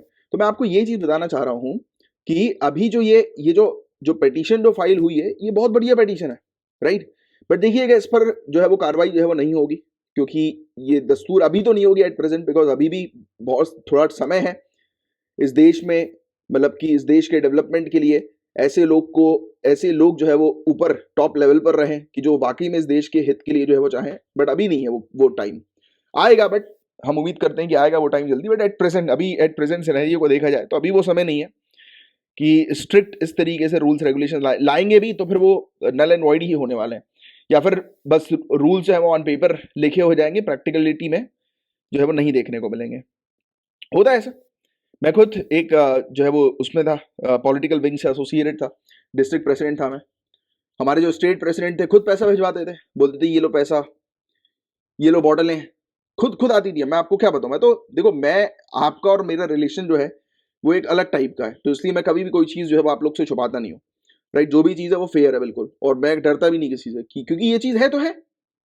जैसे कि मैंने आपको गांजे वाली बात जो है वो बताई थी कि जब मैं, मतलब अभी तो नहीं, अभी तो एग्जैक्टली मैं बाहर निकलने का टाइम ही नहीं मिलता यार, कि पहले जब अपन कॉलेज टाइम पर थे तो मेरे ही कुछ दोस्त यार, यानी कि ग्रुप में से कुछ लोग जो थे वो गांजे वगैरह का सेवन करते थे। दे नो द प्लेसेस कि कहां पर गांजा मिलता है। इफ दे गाइज नो, तो मैं कैसे ऐसा मान सकता हूं कि पुलिस वालों को नहीं पता होगा? पुलिस वालों को भी पता रहता है अड्डे, बट क्यों नहीं रोक लगाई जा रही? Corruption. The corruption is the like background behind all these activities जो अभी चल रही हैं। Are you getting my point और नॉट? ये सोचने वाली बातें हैं। जब आज की डेट में मैं ये आपको अगर बोल रहा हूं कि ये वो समय नहीं है कि जो अभी पिटीशन जो लगाई गई है और उस पिटीशन पर कार्रवाई जो है वो की जाए, कार्रवाई होगी, नो डाउट कार्रवाई होगी, बट उसका इंप्लीमेंटेशन नहीं होगा, वो लागू नहीं होगी, क्योंकि उस टाइप के लोग नहीं है जो इस देश के इंटरेस्ट के लिए सोचे हैं। लोग किस टाइप के हैं? जो अपने इंटरेस्ट के लिए सोचने वाले लोग हैं, राइट? सिर्फ अपने इंटरेस्ट के लिए हैं। अब कोई इंसान अगर किसी पॉलिटिकल जैसे कैंपेनिंग कर रहा है और जीत जाएगा वो व्यक्ति, तो जीतने से पहले जो उसने करीब मान के चलो 100-200 करोड़ रुपए खर्च किए होंगे, तो ऑब्वियस ही बात है कि वो ब्याज छोड़िए, वो तो 3-4 गुना ज्यादा कम से कम लेकर जाएगा अपने साथ। और कैसे लेकर जाएगा? ऑब्वियस ही बात है, फ्रॉड करके, करप्शन करके। तो यही चीज, जब भी आपको कोई अट्रैक्ट करे तो ये समझ लेना कि वो आपको जो है वो बेवकूफ बना रहा है, राइट? चलो, तो याचिका में अदालत से चुनाव से पहले सार्वजनिक कोष से तर्कहीन मुफ्त सुविधाएं अथवा वस्तुएं दिए जाने संबंधी वादों को मतदाताओं को अनुचित रूप से प्रभावित करने वाला, समान अवसरों को बिगाड़ने वाला तथा चुनाव प्रक्रिया की शुद्धता को खराब करने वाला घोषित करने का आग्रह किया गया है। सुप्रीम कोर्ट से कहा है कि सुप्रीम कोर्ट जो है डिक्लेयर कर दे कि इस प्रकार के जो वादे होते हैं ये बिल्कुल भी हमारी कंट्री के लिए ठीक नहीं है, राइट? इस प्रकार के वादे जो हैं ये समान अवसरों को बिगाड़ने वाले। किस टाइप के समान अवसरों को? तो ऑब्वियस ही बात है कि लेवल प्लेइंग फील्ड जो हम लोग को देखने को मिलती है कि फ्री और फेयर इलेक्शन होना चाहिए हमारी कंट्री के अंदर। अगर कोई व्यक्ति जो है वो ग्रुप ऑफ पीपल को, लोगों को, वोटर्स को अगर अट्रैक्ट कर रहा है सामान देकर, गुड्स वगैरह देकर, तो कैसे फिर फ्री और फेयर इलेक्शन होगा? कैसे फेयर इलेक्शन होगा? ये तो अनफेयर इलेक्शन होगा। सामने वाला व्यक्ति जो है वो लोगों को लुभा रहा है क्योंकि उसके पास पैसा है, या पैसे दे के लुभा रहा है, 500-500 रुपए हर एक के घर पे जा जाके दे रहा है और उसको लुभा रहा है क्योंकि उसके पास पैसे हैं। तो फिर कहां से फिर फेयर इलेक्शन हुआ? नहीं हुआ ना। तो वही चीज हमें बताई जा रही है, और ये पूरे चुनाव प्रक्रिया की जो शुद्धता है उसको खराब कर देगा। प्योरिटी जो पोल प्रोसेस की है उसको खराब कर देगा, डिस्टर्ब कर देगा, वोटर्स को इन्फ्लुएंस करेगा, राइट? ये चीज है। तो ये कह रहे हैं कि डिक्लेयर करो सुप्रीम कोर्ट से, कि सुप्रीम कोर्ट डिक्लेयर करेगी ऐसी एक्टिविटीज हमारी कंट्री में नहीं होनी चाहिए, और इस प्रकार के अनैतिक कार्य सत्ता में बने रहने के लिए सरकारी खजाने से मतदाताओं को रिश्वत देने के समान है। ये एक प्रकार से रिश्वत, ब्राइब्स जो है वो देने के समान है। जैसा कि जो चीज मैंने भी आपको एक्सप्लेन करी कि करप्ट प्रैक्टिसेस है एक प्रकार की, और लोकतांत्रिक सिद्धांतों और पद्धतियों को संरक्षित करने के लिए इससे बचना चाहिए। हमें अपने डेमोक्रेटिक प्रिंसिपल्स और प्रैक्टिसेस को प्रिजर्व अगर करना है तो इन सब जो एक्टिविटीज हैं उससे हमें बचने की सख्त आवश्यकता है। तो कितनी बढ़िया पिटीशन ये हम लोग को देखने को मिली थी, राइट, इस चीज से रिलेटेड। तो ये था पूरा वो topic petition point of view से। बट मैं आपको थोड़ा समझाना चाहूंगा पॉलिटिकल पार्टीज के रजिस्ट्रेशन के बारे में। आपसे गाइस एग्जामिनेशन में राजनीतिक दलों के पंजीकरण से रिलेटेड क्वेश्चंस पूछे जा सकते हैं और आपको पता भी होना चाहिए कि किस प्रकार से पॉलिटिकल पार्टी हमारी कंट्री के अंदर रजिस्टर होती हैं। तो पॉलिटिकल पार्टी के रजिस्ट्रेशन के बारे में section 29A representation of people act 1951 का बात करता है। लोक प्रतिनिधित्व अधिनियम की धारा 29A में हम लोग को प्रावधान देखने को मिलते हैं जो राजनीतिक दल के पंजीकरण से रिलेटेड है, राइट। तो ये पॉइंट बहुत इंपॉर्टेंट ध्यान में रखिएगा।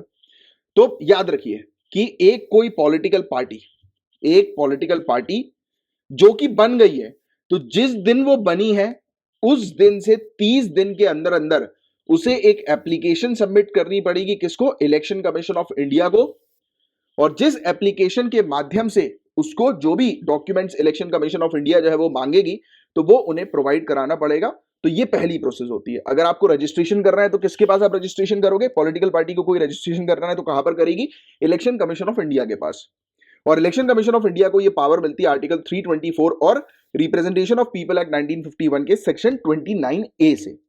तो पहला पॉइंट आपको क्लियर कि एक पार्टी या एक ऑर्गेनाइजेशन या ग्रुप के बनने के 30 दिन के अंदर अंदर उन्हें इलेक्शन कमीशन ऑफ इंडिया के पास एक एप्लीकेशन सबमिट करनी पड़ती है और डॉक्यूमेंट्स जमा करने पड़ते हैं, जो भी डॉक्यूमेंट्स ईसीआई मांगती है। ये तो बात हो गई पॉलिटिकल पार्टी के रजिस्ट्रेशन से रिलेटेड, पहला पॉइंट। अब अगर किसी पॉलिटिकल पार्टी को नेशनल पॉलिटिकल पार्टी बनना है तो उसके पीछे क्या एलिजिबिलिटी कंडीशन है? तो उसके पास एटलीस्ट 6% वोट्स होने चाहिए किसी भी 4 या 4 से ज्यादा स्टेट्स में जनरल इलेक्शन के दौरान, लोकसभा के या फिर स्टेट लेजिस्लेटिव असेंबली के अंदर, मतलब 4 या 4 से ज्यादा स्टेट की स्टेट लेजिस्लेटिव असेंबली के अंदर जो उसका इलेक्शन होता है स्टेट लेजिस्लेटिव असेंबली का, तो उसमें 6% सीट्स उसके पास होनी चाहिए। ये मान के चलो आप 6% सीट्स। इसके अलावा एडिशन मतलब प्लस ये तो होना ही चाहिए 6%, 4 या 4 से ज्यादा स्टेट्स में उसका कंट्रीब्यूशन होना चाहिए। एंड मतलब कि इसके अतिरिक्त इस पॉलिटिकल पार्टी के लिए किसी भी राज्य अथवा राज्यों से लोकसभा में कम से कम 4 सीटों पर विजय प्राप्त करना अनिवार्य है। मतलब एक पॉलिटिकल पार्टी 6% सीट्स तो हासिल कर ही रही है, बट उसे यह भी दिखाना है कि उसके पास एटलीस्ट 4 सीटें होनी चाहिए लोकसभा के अंदर, राइट। और या फिर एटलीस्ट उसके पास 2% सीट होनी चाहिए हाउस ऑफ पीपल में, लोकसभा में, मतलब कि 11 सीटें, राइट। और ये जो मेंबर्स जो होंगे, जो टोटल मतलब 11 सीटों के जो मेंबर्स हम लोग को देखने को मिलेंगे वो कम से कम 3 अलग अलग स्टेट से होने चाहिए। तो ये एलिजिबिलिटी कंडीशन है किसी पॉलिटिकल पार्टी को नेशनल पॉलिटिकल पार्टी बनने के लिए। अब देखो ये चीज याद रखने वाली है, ये पॉइंट्स याद रखने वाले, फैक्ट है, इसको थोड़ा रटना भी है। तो इसके लिए आप इसका एक अलग से शॉर्ट फॉर्म में चार्ट बनाइए और चार्ट बनाकर अपने पास रखिए, चार्ट बनाकर जरूर रखिएगा अपने पास। और जैसे ही अगर आप चार्ट बना लें नीचे कमेंट बॉक्स पर लिख देना कि sir done, chart prepared, right. जिससे कि आप अकाउंटेबल हो जाओ कि हाँ यार मैंने चार्ट बना लिया, सर ने बोला था चार्ट बना ली, कि मैं तैयार कर दी, और कमेंट भी डाल दिया कि चार्ट प्रिपेयर्ड, लिख देना चार्ट प्रिपेयर्ड, राइट। कौन सा चार्ट प्रिपेयर्ड तो वो भी डाल देना। कभी कभी क्या होता है कि अब बाद में क्या पता मैं आपका कमेंट देखूं तो पता ही नहीं लग पाए कि कौन सा चार्ट प्रिपेयर्ड, तो लिख देना कि नेशनल पॉलिटिकल पार्टी की एलिजिबिलिटी का चार्ट प्रिपेयर्ड और स्टेट पॉलिटिकल पार्टी की एलिजिबिलिटी का चार्ट प्रिपेयर्ड। क्योंकि अब मैं आपको स्टेट पॉलिटिकल पार्टी, अगर किसी पॉलिटिकल पार्टी को स्टेट पॉलिटिकल पार्टी बनना है, किसी राजनीतिक दल को राज्य राजनीतिक दल के रूप में मान्यता प्राप्त करने के लिए क्या करना है, तो वही सेम कंडीशन 6% सीट की। बट यहां पर 6% सीट कहां पर होगी? उसी राज्य के अंदर, क्योंकि राज्य की पॉलिटिकल पार्टी है। अब नेशनल लेवल की होती तो ऑब्वियस ही बात है कि हम और दूसरी यानी कि 4 या 4 से ज्यादा स्टेट्स की बात कर रहे होते, बट यहां पर अलग अलग स्टेट्स की बात ही नहीं करना, वो तो स्टेट पॉलिटिकल पार्टी, उसी स्टेट के अंदर उसका दबदबा होना जरूरी है उस पॉलिटिकल पार्टी का। तो एटलीस्ट 6% वैलिड वोट जो है वो उसके पास होने चाहिए उसी स्टेट के जनरल इलेक्शन के दौरान, लोकसभा के या फिर लेजिस्लेटिव असेंबली के 6% होने चाहिए उसी स्टेट में। और इसके अलावा एटलीस्ट 2 सीटें उसके पास जो है होनी चाहिए उसी स्टेट की लेजिस्लेटिव असेंबली के अंदर, राइट। विधानसभा में कम से कम 2 सीटें होनी चाहिए। और राज्य की विधानसभा के लिए होने वाले चुनाव में कुल सीटों का 3% या फिर 3 सीट उस स्टेट की विधानसभा लेजिस्लेटिव असेंबली के अंदर, या फिर उस स्टेट की जो टोटल नंबर ऑफ सीट्स है उसका 3%, और इन दोनों में से जो भी ज्यादा होगा तो वो एलिजिबिलिटी के दायरे में जो है वो आएगा। तो ये इन दोनों का चार्ट आप बनाकर रखिएगा, बहुत इंपॉर्टेंट है। तो हमने बात कर ली एक पॉलिटिकल पार्टी को रजिस्ट्रेशन कैसे करवाया जाता है, कैसे रजिस्टर होती है, कैसे वो नेशनल पार्टी के लिए एलिजिबल होती हैं, और कैसे वो स्टेट पॉलिटिकल पार्टी के लिए एलिजिबल होती हैं, क्या उनको करना होता है। तो यहां तक हमने बात समझ ली। अब क्या बेनिफिट मिलता है, तो एक पार्टी अगर एज अ स्टेट पार्टी के तौर पर रिकॉग्नाइज होती है तो उसे सिंबल्स, उस स्टेट के अंदर सिंबल्स जो है वो मिल जाते हैं। उस स्टेट के अंदर जो होता है ना चिन्ह, चुनाव चिन्ह की अगर हम लोग बात करें तो एक रिजर्व सिंबल जो है वो उसको प्राप्त हो जाते हैं उस particular recognise state political party को। और अगर कोई पार्टी नेशनल पार्टी है तो वो अपने सिंबल को पूरे इंडिया में जो है वो यूज कर सकती है, उसको एक पूरे ऑल इंडिया के लिए, थ्रू आउट इंडिया के लिए रजिस्टर्ड सिंबल जो है वो प्राप्त हो जाता है। और रिकॉग्नाइज स्टेट और नेशनल पार्टी जो होती हैं उनको सिर्फ एक ही प्रपोजर की आवश्यकता होती है नॉमिनेशन फाइल करने के लिए, और इवन इनको 2 इलेक्टोरल रोल्स जो है वो फ्री ऑफ कॉस्ट जो है वो मिल जाते हैं, 2 electoral rolls free of cost. इसके अलावा आकाशवाणी, दूरदर्शन में जनरल इलेक्शन के दौरान जो है वो ब्रॉडकास्ट करने की फैसिलिटी, टेलीकास्ट करने की फैसिलिटी इनको मिल जाती है, प्रसारण की सुविधा इनको प्राप्त हो जाती है। और स्टार कैंपेनर्स का जो भी ट्रैवल एक्सपेंस वगैरह जो होता है वो इनके इलेक्शन एक्सपेंस अकाउंट के अंदर जो है वो ऐड नहीं किया जाता। तो इस प्रकार से इनको फायदा मिलता है स्टेट और नेशनल पॉलिटिकल पार्टी को। तो ये था गाइस पूरा ओवरऑल टॉपिक। जितने भी मैंने आपको फैक्ट्स बताए ये ध्यान में रखना, ये बहुत इंपॉर्टेंट फैक्ट्स हैं, इनसे रिलेटेड अक्सर एग्जाम में क्वेश्चन जो है वो पूछे जाते हैं। गाइस हम लोग डिस्कस करेंगे फूड फोर्टिफिकेशन के बारे में। इस टर्म को बहुत अच्छे से ध्यान में रखना। ये होता क्या, सिंपल तरीके से मैं आपको बता दूं तो खाने में जब एक्स्ट्रा न्यूट्रिएंट्स को ऐड किया जाता है उसको फूड फोर्टिफिकेशन कहा जाता है। जैसे एग्जांपल के तौर पर चावल, चावल क्या है, कुछ नहीं है, कार्बोहाइड्रेट्स के अलावा और कुछ नहीं है, राइट। बट आप उसमें एक्स्ट्रा न्यूट्रिएंट्स डाल दो अलग से, राइट, तो फूड प्रोसेसिंग के जरिए, तो उस चीज को फूड फोर्टिफिकेशन कहा जाता है कि फूड प्रोसेसिंग के माध्यम से आप खाने में एक्स्ट्रा न्यूट्रिएंट डाल देते हो, राइट। मतलब कि आप खाओगे तो चावल ही, बट चावल के जरिए आपकी बॉडी में सभी न्यूट्रिएंट्स आपको मिल जाएंगे। तो किसी भी फूड के अंदर जब कोई भी एक्स्ट्रा अलग से न्यूट्रिएंट्स ऐड किया जाता है उसको फूड फोर्टिफिकेशन कहा जाता है। सिंपल सॉर्टेड तरीके से बस इतनी सी चीज ध्यान में रखो, ये चीज इंपॉर्टेंट है। तो food safety and standard authority of India का फूड फोर्टिफिकेशन रिसोर्स सेंटर, इसने रिपोर्ट किया है कि ओवर 70% ऑफ इंडिया पॉपुलेशन, 70% से भी ज्यादा इंडिया की जो आबादी है, that consumes less than half of the daily recommended dietary allowances of micronutrients।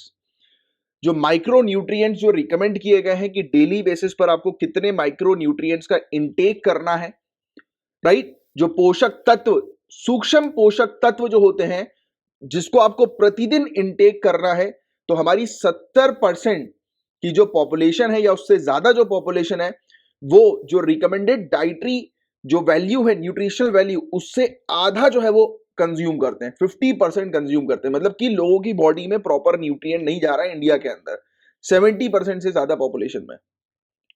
और ये जो डेफिशिएंसी है ये ना ही सिर्फ महिला और जो बच्चे हैं रूरल एरियाज के, गांव क्षेत्र के उन्हीं में ही सिर्फ ये डेफिशिएंसी नहीं नजर आ रही है, बल्कि शहर में रहने वाली महिला या बच्चे या इवन इन जनरल पॉपुलेशन जो है उसमें ये न्यूट्रिशन डेफिशिएंसी की प्रॉब्लम हमें देखने को मिल रही है। तो आप जान ही रहे हैं कि हमारी कंट्री के अंदर कुपोषण की प्रॉब्लम बहुत ज्यादा है, माल न्यूट्रिशन की प्रॉब्लम बहुत ज्यादा है, राइट, क्योंकि लोगों की जो डाइट है उसमें प्रॉपर न्यूट्रिएंट्स नहीं है, राइट।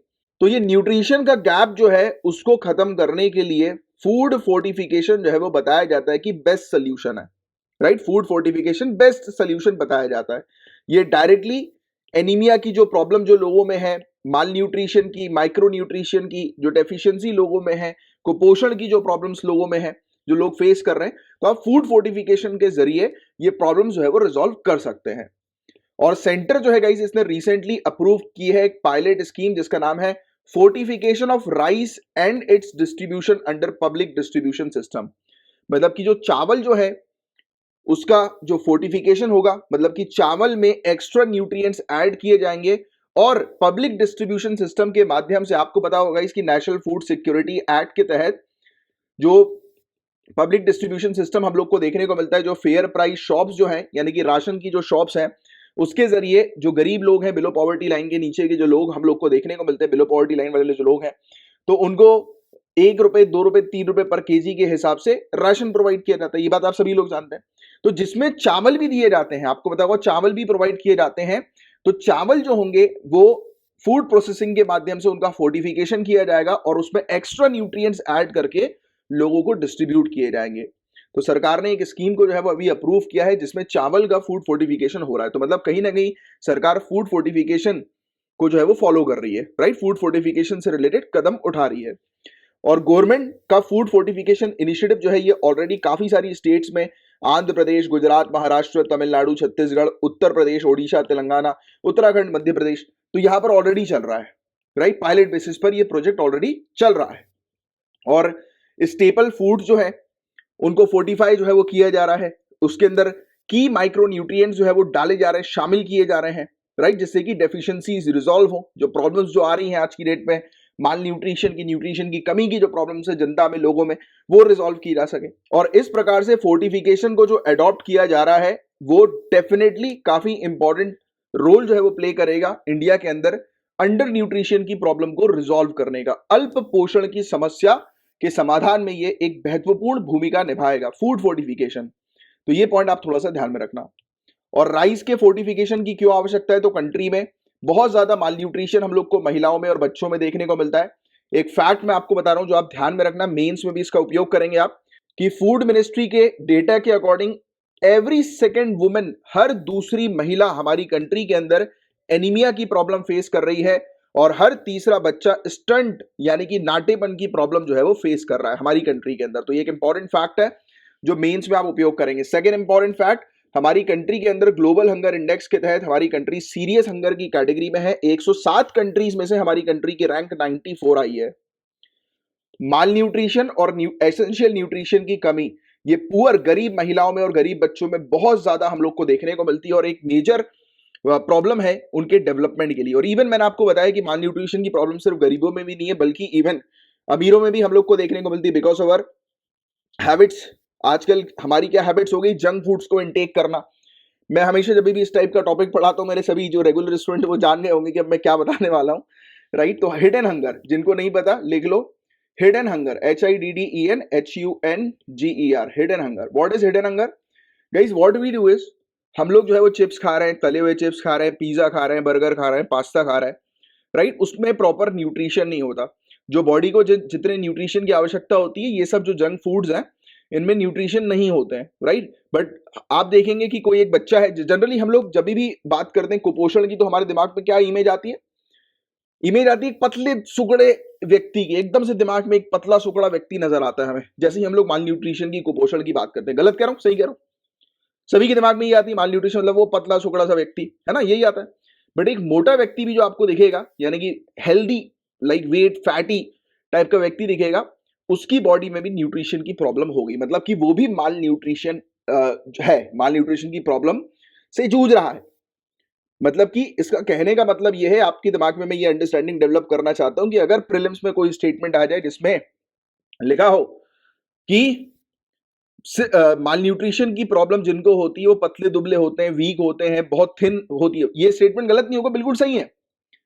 बट जिनको माल न्यूट्रिशन की प्रॉब्लम है, सिर्फ यही प्रॉपर्टी उनमें नहीं दिखाई देती। एक मोटा व्यक्ति है, उसमें भी माल न्यूट्रिशन की प्रॉब्लम हो सकती है, राइट। जैसे आप देखते होंगे कई बार आपके आसपास फ्रेंड्स होंगे, आप भी इस प्रॉब्लम से फेस कर रहे होंगे, जैसे मैं तो हुई, राइट। बट जैसे क्या होता है कि जो मोटे व्यक्ति होते हैं, जिनकी बॉडी में न्यूट्रिशन प्रॉपर नहीं जाता, वो वेरियस प्रॉब्लम से जो है वो जूझ रहे होते हैं, उनको वेरियस प्रॉब्लम्स हो रही होती है, जल्दी उनकी तबीयत खराब हो जाती है। ऐसा क्यों होता है? बिकॉज उनकी बॉडी के अंदर प्रॉपर न्यूट्रिशन का इंटेक नहीं होता। तो हमें अपनी बॉडी के अंदर प्रॉपर न्यूट्रिशन को रखना बहुत ज्यादा जरूरी है, प्रॉपर न्यूट्रिशन का इंटेक करना बहुत ज्यादा जरूरी है for fit and healthy life, है ना, फॉर डिजीज फ्री लाइफ, तो बहुत ज्यादा जरूरी है, राइट। तो प्लेज लो आप भी मेरे साथ साथ कि अब से हम बिल्कुल न्यूट्रिशियस फूड जो है वो खाएंगे, राइट। बट प्रॉब्लम ये होती है कि जैसे ही हम पिज्जा, बर्गर, पास्ता देख लेते हैं, एकदम से माइंड जो है वो उस तरफ चला जाता है। जो फूडी लोग हैं इस चीज से रिलेट कर रहे होंगे, जैसे मैं तो बहुत ज्यादा फूडी हूँ, ठीक है। तो ये चीज बस मुझे आपको समझानी थी कि कुपोषण की जो प्रॉब्लम है वो सिर्फ ऐसा नहीं है कि सिर्फ जो है वो पतले दुबले लोगों में ही नजर आए, दिखाई दे, ये बल्कि इवन जो मोटे लोग होते हैं उनमें भी माल न्यूट्रिशन की प्रॉब्लम हमें देखने को मिलती है, राइट। तो ये था टॉपिक। बट फूड फोर्टिफिकेशन क्या है, तो ये चीज मैं आपको अंडरस्टैंडिंग डेवलप कर ली। अब थोड़ा सा थ्योरेटिकली इसकी डेफिनेशन आप क्या लिखेंगे अगर मेंस में आ जाता है तो ध्यान से सुनिए। Food fortification is defined as a practice of adding vitamin, ऐसी प्रैक्टिस जिसके माध्यम से हम विटामिन को ऐड कर रहे हैं, मिनरल्स को ऐड कर रहे हैं, टू कॉमनली कंज्यूम्ड फूड। जो कॉमनली कंज्यूम्ड फूड जो होता है, जनरली जिस फूड को हम लोग खाते हैं, तो उसमें एक्स्ट्रा विटामिन मिनरल्स को ऐड किया जाता है अलग से प्रोसेसिंग के तहत, राइट, फूड प्रोसेसिंग के तहत, जिसके तहत उस फूड की न्यूट्रिशन वैल्यू बढ़ा दी जाती है। And food safety and standard authority of India ने डिफाइन करी है फोर्टिफिकेशन को कि deliberately increasing the content of essential micronutrients in a food, food के अंदर एसेंशियल माइक्रोन्यूट्रिएंट्स के कंटेंट को इंक्रीज करना so as to improve the nutritional quality of food, उस फूड की न्यूट्रिशनल क्वालिटी को इंप्रूव करने के लिए, राइट, कि अलग से करना। And to provide public health benefit with minimal risk to health, public health benefit जो है वो प्रोवाइड कराना, right. And it is a proven safe and cost effective strategy, बताया जाता है कॉस्ट इफेक्टिव स्ट्रेटेजी है कि डाइट को इंप्रूव करने की, डाइट में जो माइक्रो न्यूट्रिएंट्स की जो डेफिशिएंसी है उसको रिजॉल्व करने की, न्यूट्रिएंट्स ऐड करने की एक बहुत बेहतरीन स्ट्रेटेजी जो है वो बताई जाती है। और ऑब्जेक्टिव यही है कि न्यूट्रिशनल क्वालिटी जो है वो फूड ग्रेन्स में इंप्रूव करना, जो फूड ग्रेन सप्लाई किए जाते हैं, जिसके तहत हम अपनी मैक्सिमम पॉपुलेशन को जो है वो न्यूट्रिशियस रिच डाइट जो है वो प्रोवाइड करा सके, राइट। सेम जनरल फूड में ही, यानी कि उनको जो फूड मिलता आ रहा है उनकी हैबिट्स को चेंज नहीं करना है, सेम फूड उनको प्रोवाइड कराना है, बट वो न्यूट्रिशियस रिच फूड हो, जैसे कि ना उनकी हैबिट चेंज होगी ना कुछ होगा, और उनको न्यूट्रिशियस रिच फूड जो है वो मिल जाएगा, राइट। एंड फूड मिनिस्ट्री के अकॉर्डिंग राइस का जो फोर्टिफिकेशन है ये कॉस्ट इफेक्टिव है और कॉम्प्लीमेंट्री स्ट्रेटेजी है, जिसके तहत विटामिन और मिनरल्स के कंटेंट डाइट के अंदर इंक्रीज किए जाते हैं। और FSSAI नॉर्म्स के अकॉर्डिंग 1 किलो राइस के अंदर आयरन हमें देखने को मिलता है 28 mg से लेकर 42.5 mg, folic acid 75 to 125 mg, vitamin B12 0.75 to 1.25 mg microgram, तो ये सब हमें देखने को मिलता है। इन एडिशन राइस के अंदर जो है, राइस का फोर्टिफिकेशन जब आप करोगे तो उसमें और भी माइक्रो न्यूट्रिएंट्स ऐड कर सकते हो सिंगली या कॉम्बिनेशन में, जैसे कि zinc, vitamin A, vitamin B1, vitamin B2, vitamin B3, vitamin B6, right. एक अच्छी जो हेल्दी बॉडी जो है वो बन सके, जिसके तहत एक व्यक्ति की बॉडी में प्रॉपर न्यूट्रिशन जो है वो जा सके, राइट। तो क्या बेनिफिट्स फोर्टिफिकेशन के हम लोग को देखने को मिलते हैं। सिंस न्यूट्रिएंट्स जो होते हैं वो नॉर्मल जनरली फूड के अंदर अप्लाई कर दिए जाते हैं, ऐसे फूड स्टेपल डाइट के अंदर जिसको ज्यादा मात्रा में लोग कंज्यूम करते हैं, राइट। तो ये एक एक्सीलेंट मेथड है व्यक्ति की लार्ज सेक्शन ऑफ पॉपुलेशन जो है उनकी जो लाइफ है उसको बेटर बनाने का, हेल्थ जो है उसको बेटर बनाने का, उनको हेल्दी डाइट जो है वो प्रोवाइड कराने का, बिना कुछ चीज चेंज किए, जनरली सिर्फ उनकी फूड के अंदर ही पहले से ही जो है वो न्यूट्रिशियस या न्यूट्रिशन जो है वो ऐड करके उनको प्रोवाइड करा दो, उनमें और कुछ चेंज करने की जरूरत नहीं है। और बताया जाता है कि फोर्टिफिकेशन एक सेफ मेथड है न्यूट्रिशन को इंप्रूव करने का लोगों के बीच में। और इसके अलावा माइक्रो न्यूट्रिएंट्स जो फूड के अंदर हम लोग को देखने को मिलते हैं कि जो अवेलेबल नहीं रहते हैं, उसमें एक्स्ट्रा न्यूट्रिएंट्स जो है आप ऐड करके लोगों को जो है वो हेल्दी बना सको, राइट। एंड इसके अंदर कोई भी फूड हैबिट्स या फूड पैटर्न के अंदर चेंजेस नहीं करने, जैसे मैंने आपको बताया। तो ये सोशियो कल्चरली एक्सेप्टेबल तरीका है न्यूट्रिएंट्स लोगों तक डिलीवर करने का। एंड इसमें कोई भी कैरेक्टरिस्टिक्स फूड का चेंज नहीं होता, ना फूड का टेस्ट चेंज होगा, ना फील, ना उसका लुक, कुछ चेंज नहीं होगा, एज इट इज आप खाओगे सेम का सेम, वैसा का वैसे ही लगेगा, राइट। और बट फायदा ये होगा कि आपको पहले न्यूट्रिएंट्स नहीं मिल रहे थे, अब आपको न्यूट्रिएंट्स मिलेंगे फूड फोर्टिफिकेशन के जरिए, राइट। तो ये चीज है एंड इसको क्विकली इंप्लीमेंट किया जा सकता है और लोगों की हेल्थ जो है इंप्रूव की जा सकती है very short period of time में, एक थोड़े से ही समय पर लोगों की हेल्थ आप इंप्रूव कर सकते हो। और ये मेथड काफी ज्यादा कॉस्ट इफेक्टिव हम लोग को देखने को मिलता है। बट गाइस, हालांकि जो आर्टिकल अभी हमने डिस्कस किया इसमें फूड फोर्टिफिकेशन के टोटली सिर्फ बेनिफिट की बात की जा रही थी, बट पास्ट में पहले हमने एक ऐसे टॉपिक को डिस्कस किया था जिसमें फूड फोर्टिफिकेशन के डिसएडवांटेजेस भी बताए गए थे। तो आपको ये भी ध्यान में रखना है कि फूड फोर्टिफिकेशन हमेशा हेल्पफुल नहीं होता। कुछ ऐसी स्टडीज भी सामने आई हैं जिसमें ये तक जो है वो बताया गया कि रेदर देन फूड फोर्टिफिकेशन करने की जगह आप लोगों को उनकी डाइट में, ऑब्वियस ही बात है कि नेचुरल चीजें करो आप, क्योंकि कहीं ना कहीं ये कुछ ना कुछ फूड के साथ छेड़खानी है, फूड प्रोसेसिंग है, राइट। तो हो सकता है कि ये बॉडी को डैमेज भी कर सकता है अगर, और इवन जैसे कि अगर चावल को लेकर जो अभी बात हुई है, तो इसी को लेकर एक आर्टिकल था कि चावल को आप धो दोगे तो जो आपने एक्स्ट्रा न्यूट्रिएंट्स जो उसके अंदर अलग से ऐड किए थे, जो परत उसमें चढ़ाई थी, वो खत्म हो जाएगी। और जनरली लोग घर में चावल लेकर आते हैं तो उसको धोते हैं, बॉईल करते हैं, राइट।